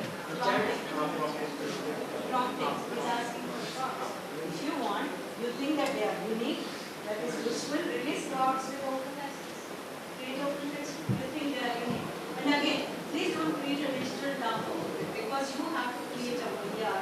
You don't have to go and create. First thing is you have to search whether it is already available. Searching on internet is an iterative process. It can't just happen in one go. You keep on, it might take sometimes days to, for example, cell structure. To get that, you might spend 3-4 days to get exactly what you require. Not in one go you get it. Though you are an expert in searching with different searching techniques in the browser. Actually, I believe in these three concepts. First, you have to identify a keyword or a phrase that you want to search for and use the searching techniques in your browser. And then the results, you have to first identify whether the area are openly licensed and then you evaluate. There are evaluation checklists already created and available tested. So please go through that, and I already given the link, and then as well, we also do that evaluation thing. Yes. How compatible is Indian Indian. It is compatible. Yeah. Because suppose I've done a course and there in the course itself there were just few links which were provided to me for the assessment purpose. You said UDL or UDL? UDL. Okay, UDL. Which was Yeah, I know. So I did a course for the different teacher. So they provided this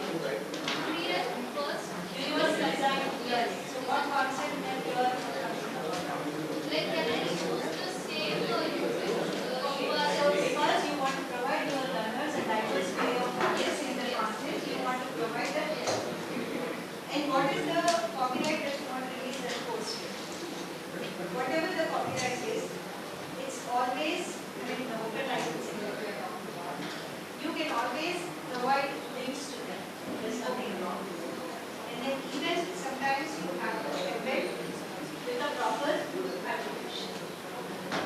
Okay? And then we have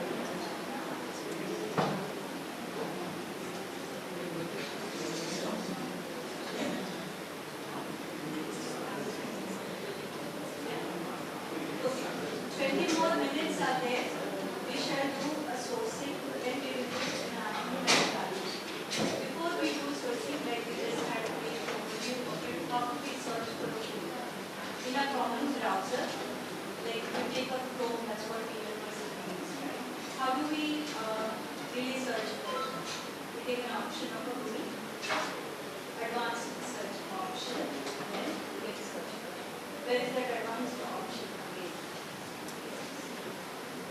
In the tools section, there is an advanced option where you can choose for various licenses and rights. Similarly, even in YouTube, you can search using a filters option. You can filter not only open Creative Commons licensed videos and also for various other filters. Because right now we are talking about just in time learning. It's also about the duration of the video, not just about the license. When you're searching for images also, it's the same thing. Then somebody, we just discussed about pixelate images or pixel images. And then some sites have their own open license that we have received. So how we search for these images are, again, if you are using a Chrome browser, go directly to choose and you choose for user rights. Or directly search in a repository like OpenVerse where all Creative Commons media is available.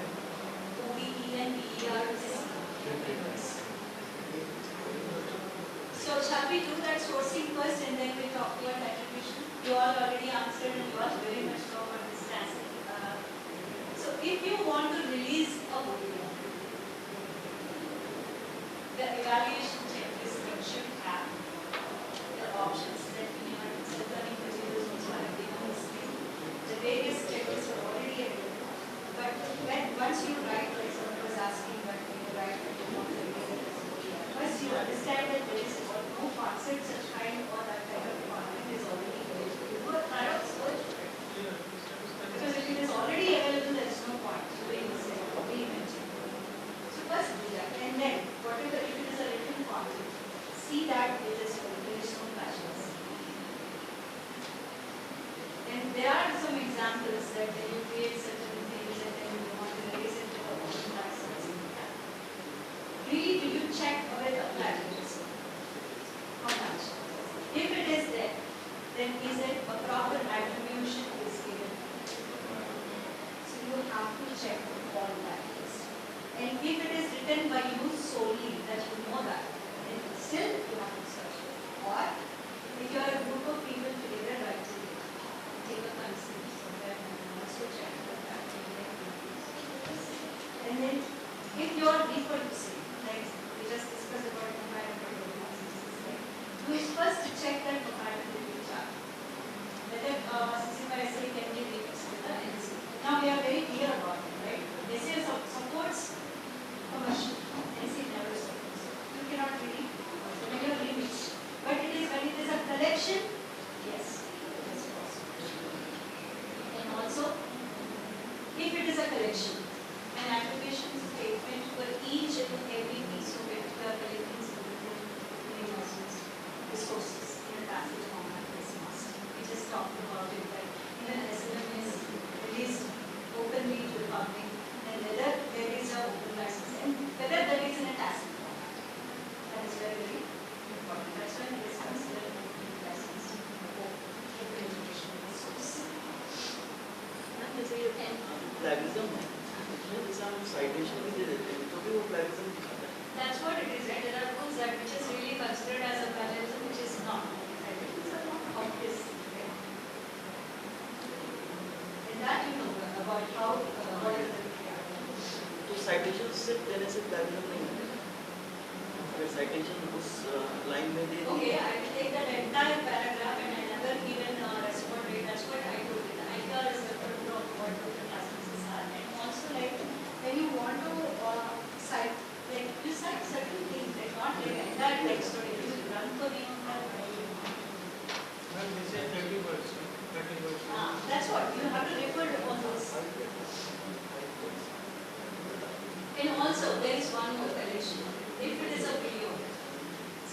sometimes what happens is you raise it on a YouTube with a Creative Commons license. You have an option in YouTube, right? So you can select. But the only thing is, in YouTube, we can only select CC by 3.0. It is not permitting us to select any other kind of Creative Commons license. Then what to do? You have to mention, there are clear-cut guidelines on that. If it is a video, how to share openly licensed video. Then on the very first slide or the end, somewhere it should be written clearly, explicitly that this is the license. And also about the video, you have to mention it as a format. Sometimes what happens is somebody creates a video in a PowerPoint presentation with all copyrighted images and no attribution. And release it with a Creative Commons. How ethical it is and how it really binds with the legal practice we have been talking about. You have to question yourself. How you can bundle them. If you want to make that connection, why don't you have to do that? जैसे YouTube में जो चीज दिखाते हैं, ये जो बनाते हैं ब्लॉगर्स, वो हल्का सा क्यों दिखाते हैं? उनको भी डिफाइंड है कि कितना सेकंड तक, मतलब किसी दूसरी कंट्री जैसे एक मैं वीडियो बना रहा हूँ और किसी दूसरी कंट्री को थोड़ा सा दिखाना है, तो वो उसका कुछ कहता है टाइमिंग की कितना पोर्शन दिखा सकते हैं? In media, I know that 30 seconds is for a song, but I don't know how this. Media. You have to mention, you have to see all the parameters. It is in a media, it is a song, or a video bit, it is 30 seconds. Movies But like I don't know if it is 10 seconds or 30 seconds. Please give the parameters. 30 seconds. Okay, so I think this template is given to you all. Right? So we don't work on the template. Actually, directly we work on the, like we address with the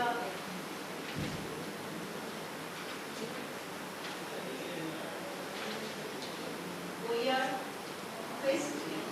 I'll be sharing a link in the group.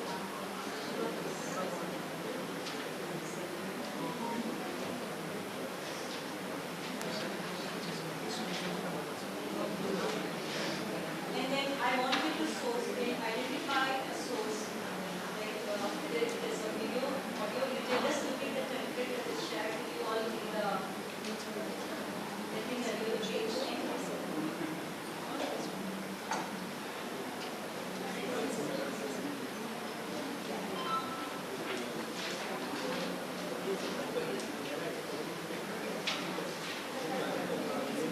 Page number 37. 47. 37.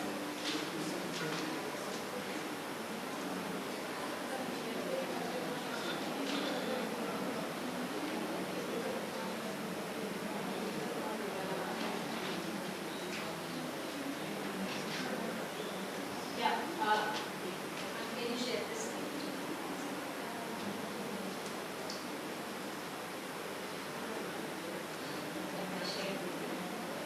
And you have to log in, please, with your Gmail ID.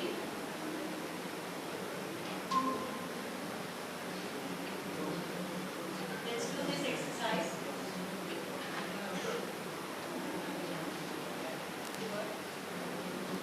she's joined. Oh, she joined. Let's take this break. Very fast. What's that? Great. You want a break? We take a 5-10 minutes break. We continue with one of ours. And then we do this exercise on a magnet with the same format like this. We don't want them to be waiting. Okay, just wait here. Excuse me, we'll be continuing with No, we can take 5 5 minutes break. 12:30 let's. Yes, sir. That's what we call. Okay, sorry for the yeah.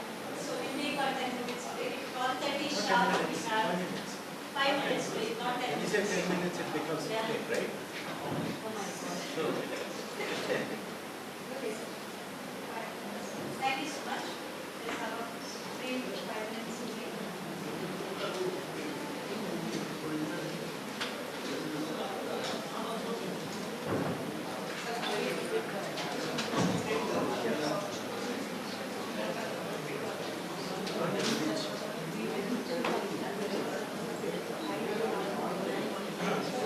Thank you.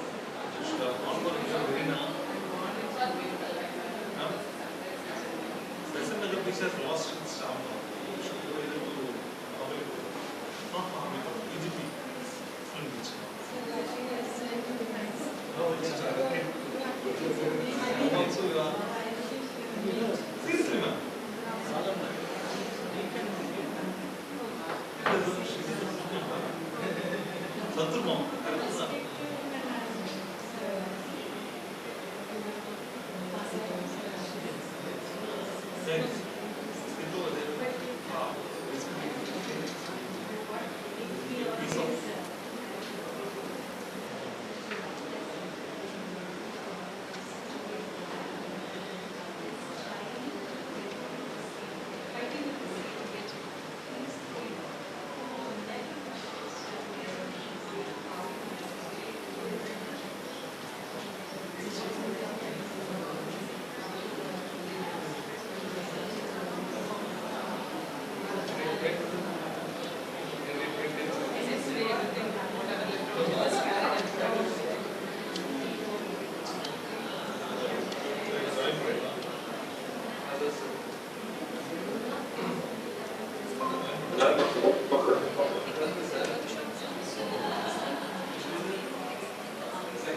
sir.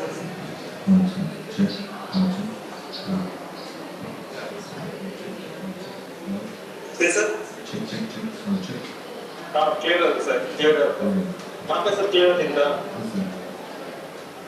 Clear, sir. Yes, sir. Clear. Okay. Ready?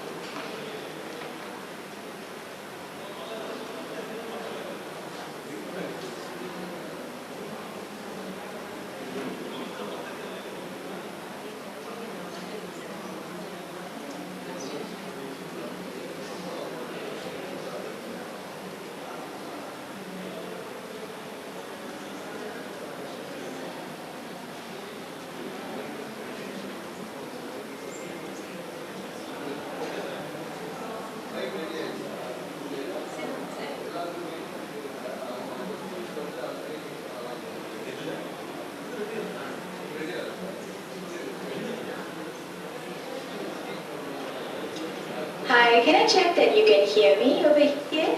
Yes. Hello, ma'am. Hi.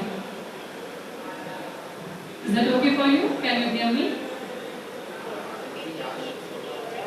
Your voice is very low, ma'am. I couldn't hear you. Is this any better? No, ma'am. Previously Still it is. Yeah.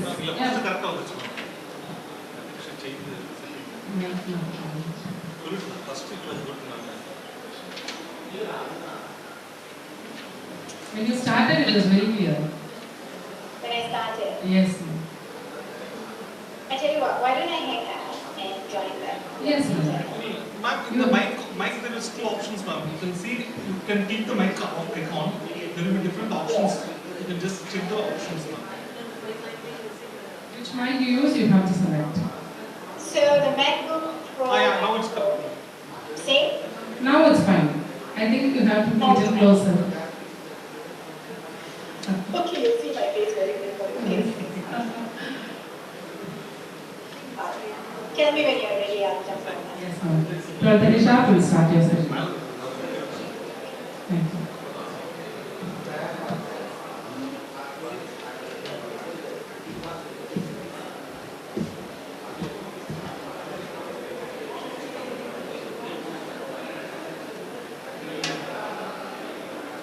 Super.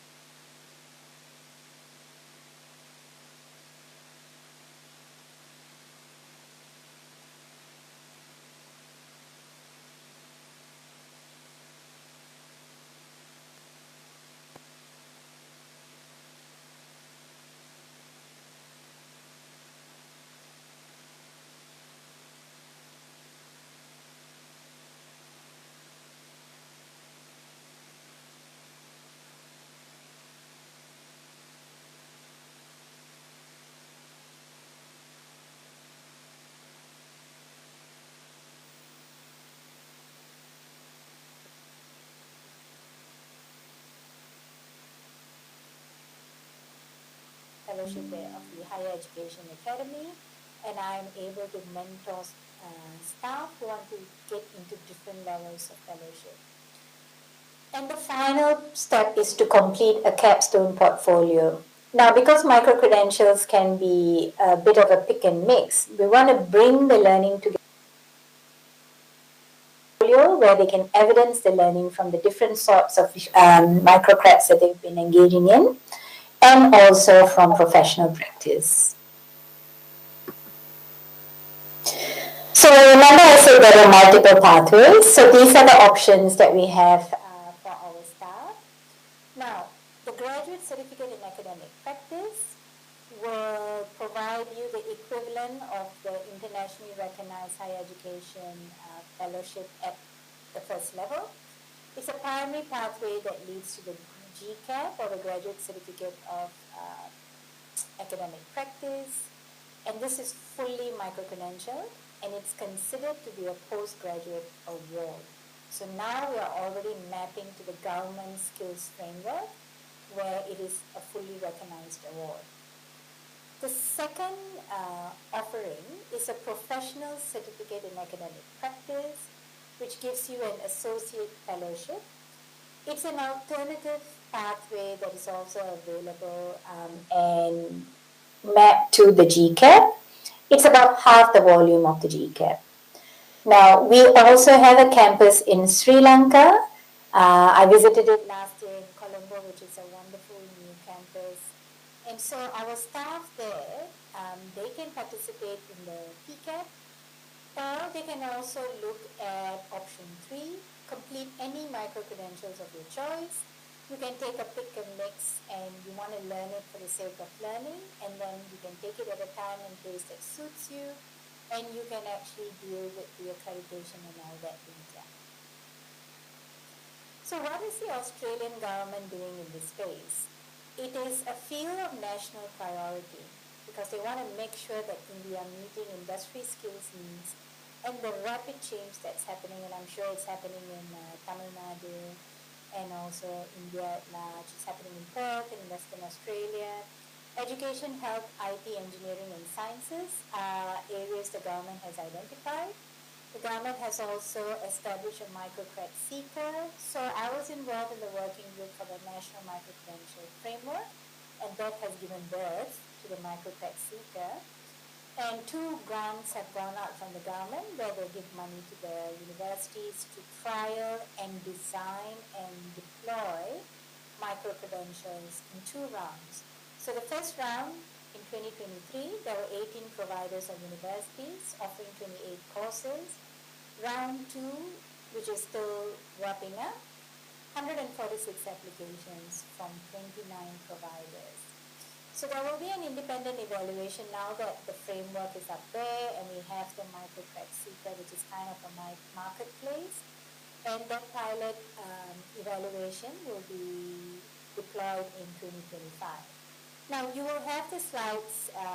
I'm happy for these to be shared with you, and you will notice at the bottom of each I've put appropriate links. So feel free to go to the links and find out more about what I'm talking about here. A couple of the links are internal to ECU, so you will be not allowed to log in, but most of them are public access. So this is what the microcred seeker looks like. So you go into this government platform where the universities are participating, choose your area of interest, and then you can choose the courses that are relevant for you. For example, I thought I'll share one non-ECU example. So this is from Western Sydney University. Now, Western Sydney University is one of the larger universities, and it has such a multicultural environment. The east of Sydney is closer to the beach. The west of Sydney has a lot of a high immigrant community. So really, micro-credentials also serve the different needs of our communities that come in and need to find jobs very quickly.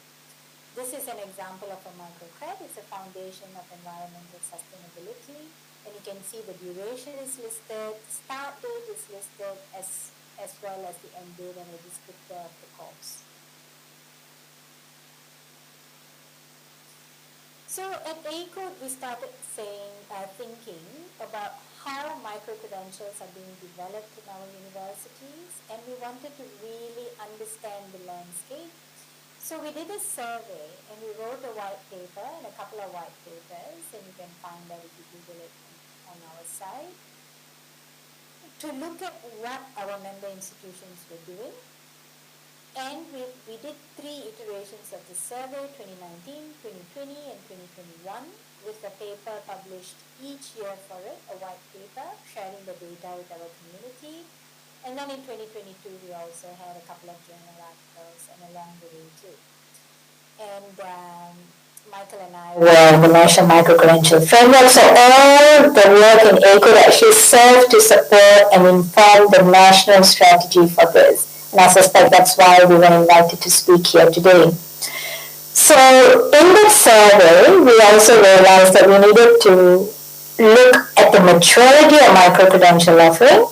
So you're here to look at the design of micro-credentials, but some universities may not even have thought that far.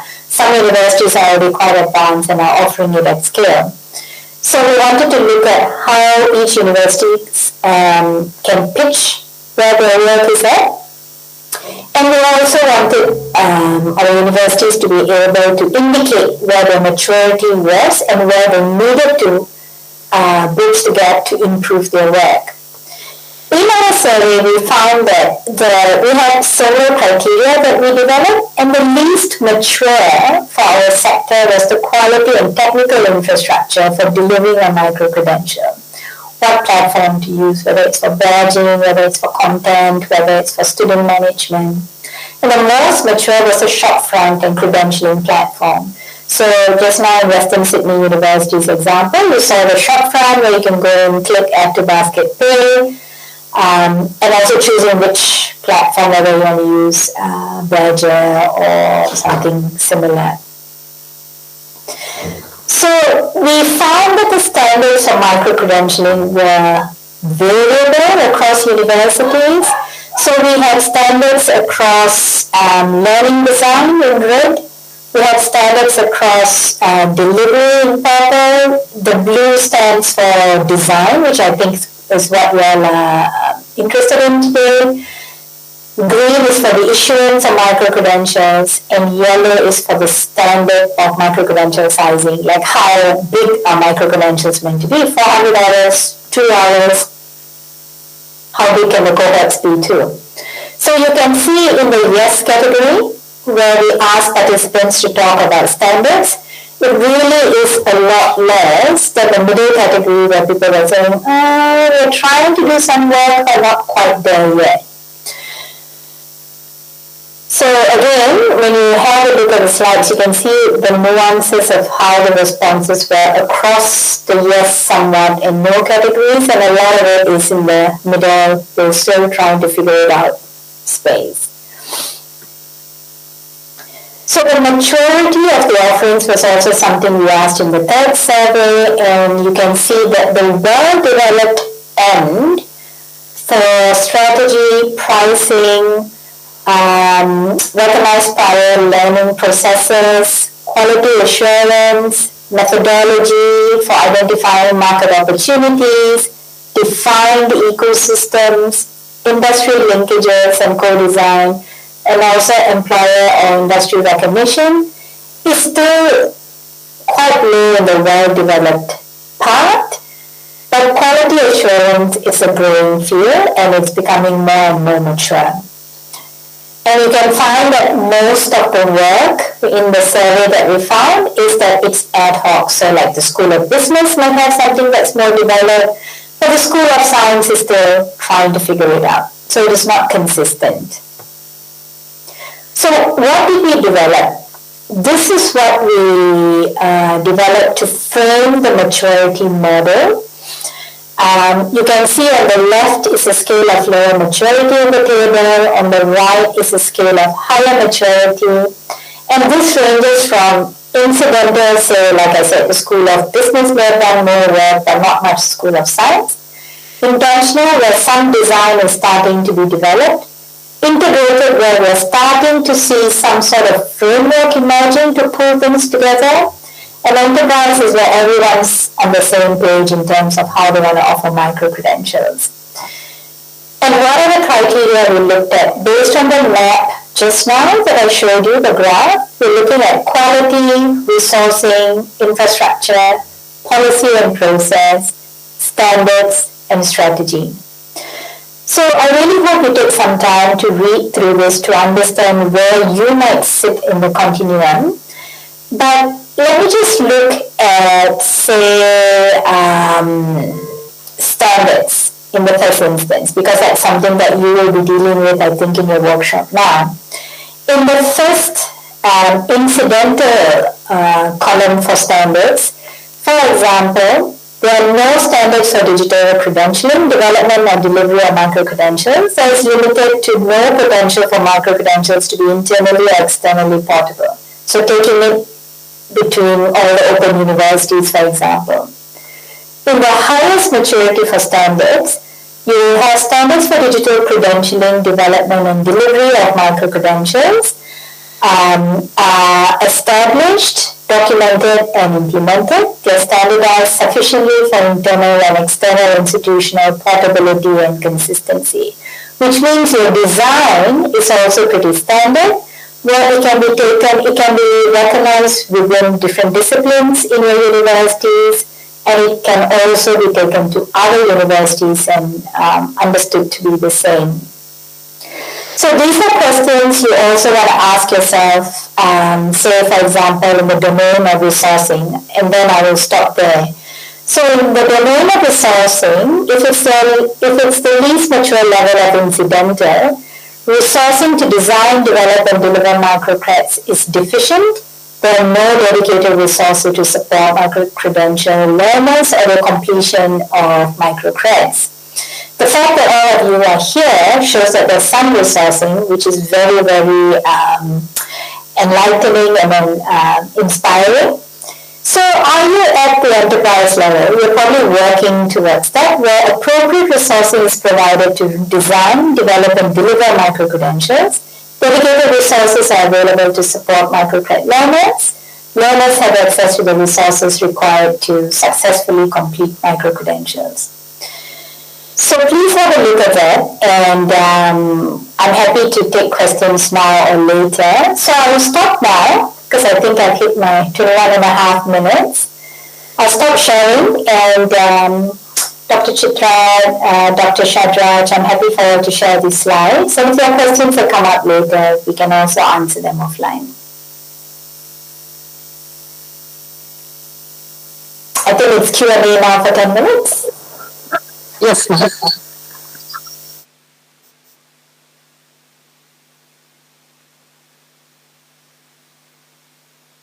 Any questions?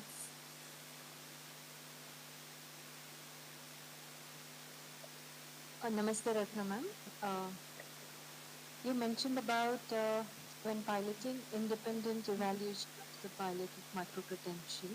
Was there any checklist that is available to follow for that? Make it you already shared a rubric about the standards in the maturity level. So other than that, is there any quality checklist that is available? Or any guidelines on that? That's a very good question.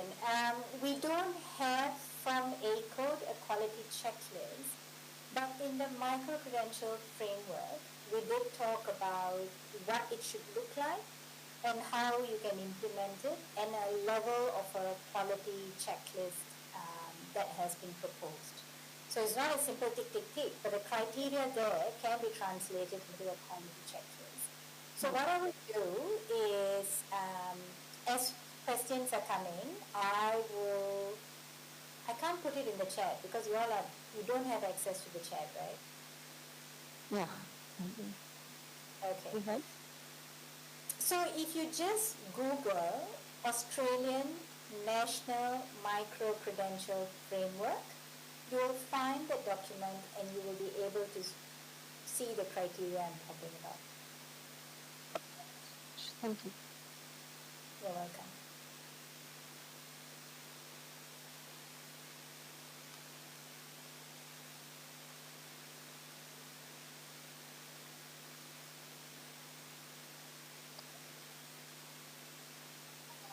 Good morning. Myself, Dr. B. Gopal Krishna. I want to ask that what type of marketing strategy the Australians adopt to really functionalize this micro-credential? Marketing strategy. Very good question. I've been in a 5-day, actually, I took time out of the 5-day workshop for this presentation, and we are establishing a new city campus, which means we're building a building in our CBD, and we want to be really industry connected. So your question about marketing is actually very important. How are we going to connect with industry? And also, how are we going to connect with our future students? So we have a new chief marketing officer. He just started this year, and he and I have been having a lot of conversations around this over the past couple of days. There are a few things we can do. And for example, in his experience, he's done in other universities in Australia. So one of the things is to market to high school students. So when you take a unit or a subject, which means we have a degree and we have 24 units or subjects that make up a degree. I know in India you might call it something else. In Australia we call it units. And these units we can break it up into say a three-part micro-credential. And we offer that in high schools.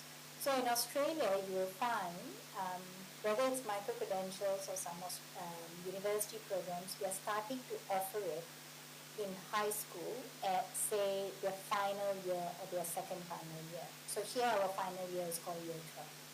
So students are getting a taste of university life, but in a micro-credential format. The other marketing we are doing is to industry or corporations. So we actually have a partnership division in the university and executive education in the School of Business and Law. So when they come in, when they engage with us, we talk about what we can offer as well. And it's quite a known partnership between industry and university, so that makes it a bit easier. The third marketing is with government. So we have so with industry, B2B, with government, G2B, we have, for example, the Department of Education. We have very strong links with them because our teacher training education is quite well known in Western Australia. And government always seek us out for programs. So there is default marketing and there's also intentional marketing where we keep the industry and government relationships going.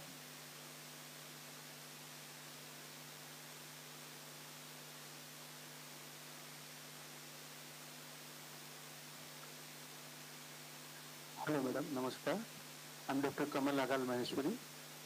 Ma'am, one question that you all alone develop micro-credentials or it is teamwork, means you invite outsider industrialists or experts from another institute, or it is collaborative activity, or your own, as your own think point, you are developing micro-credentials? Good question. In Australia, the universities do it by themselves because we have all the components, right? We have the academics, the subject matter experts, we have the marketing, we have the infrastructure. So we do all that in-house.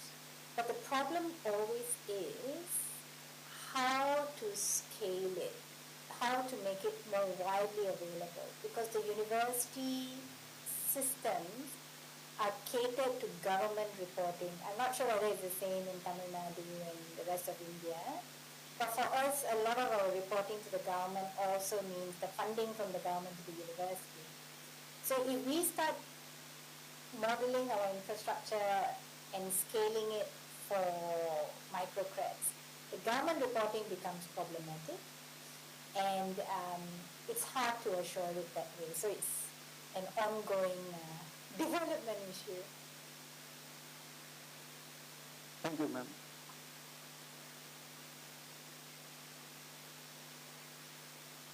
Hello, madam. I have two queries. Number one, do you integrate your micro-credential course interface with your university regular programs, whether it is undergraduate program or a postgraduate program?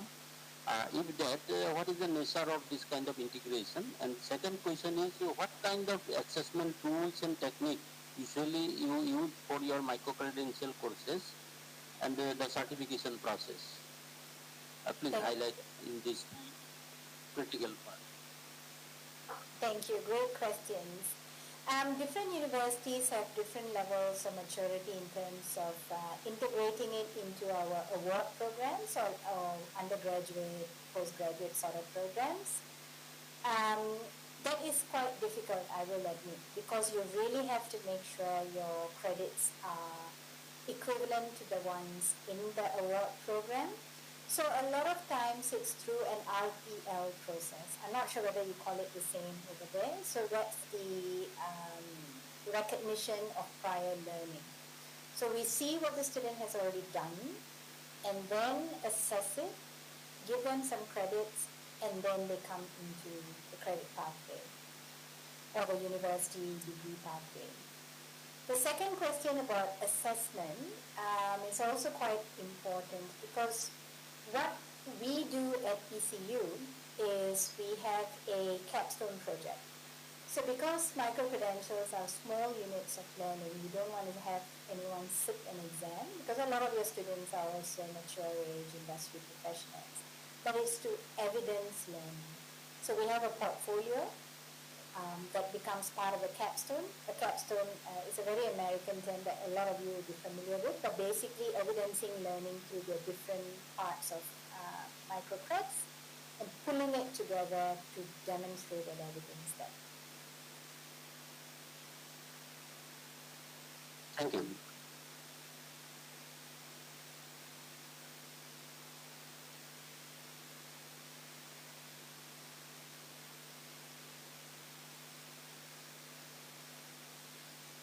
Hello ma'am, this is Dr. Anupama.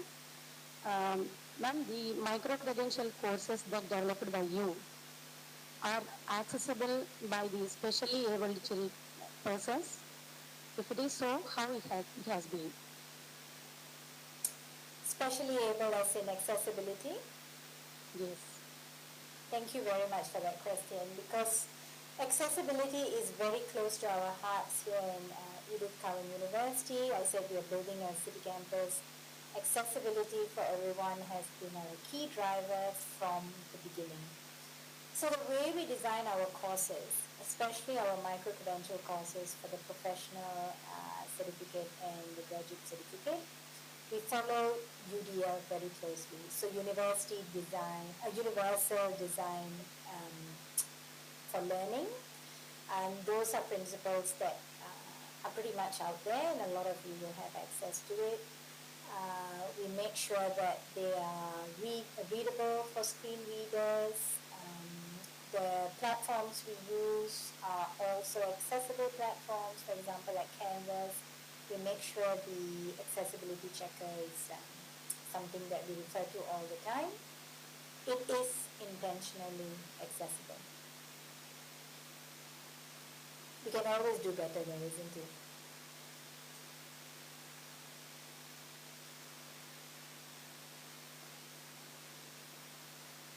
Hello ma'am, this is Reni Arthi, Assistant Professor of Social Work. I would like to know, is there any strategy by way of which you could identify the demands for a specific topic for micro-credentials? Is there any consortium or any sort of strategy you use to identify the demand? Thank you. As with any course, we always have to do market research. This is done by the schools or faculty. So in Edith Cowan University, we call it schools like School of Business and Law, School of Science, School of Engineering. So each school will work with a marketing division to look at the market demand for their courses, and this includes micro-credentials as well. And if there is enough of at least a break-even or some profit or a pathway to review, then that's a goal.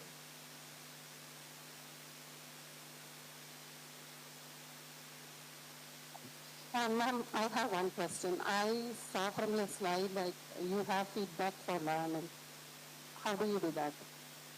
Feedback on learning. Thank you. The university as a whole is going through a curriculum transformation project. We just finished the pilot stage, so some of us are in the working group for a 4-year transformation stage. And beyond just micro-credentials, even for our degrees, we are reconsidering how we do assessment, how we do feedback.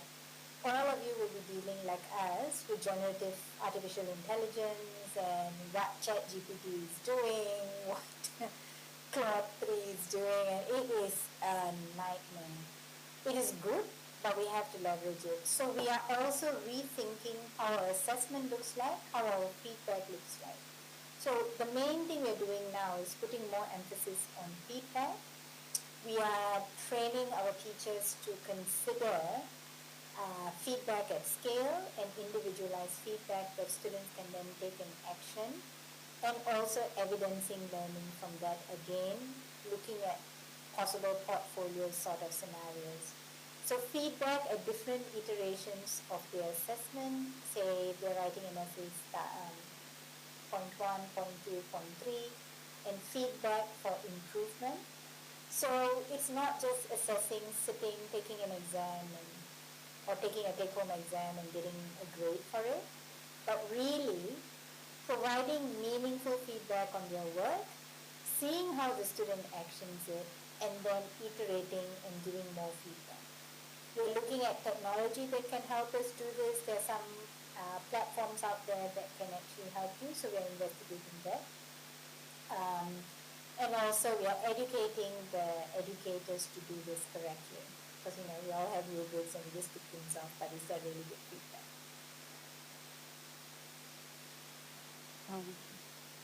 I think the questions were more than your presentation, and you have patiently answered all your questions.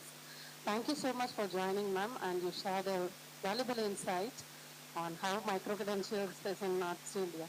Thank you. Thank you so much and good luck. We are now breaking for lunch. Sharp at 2 o'clock, we have Dr. O.P. Goyal's session. So I would like to request you all to assemble at 1:50 inside the room. Thank you.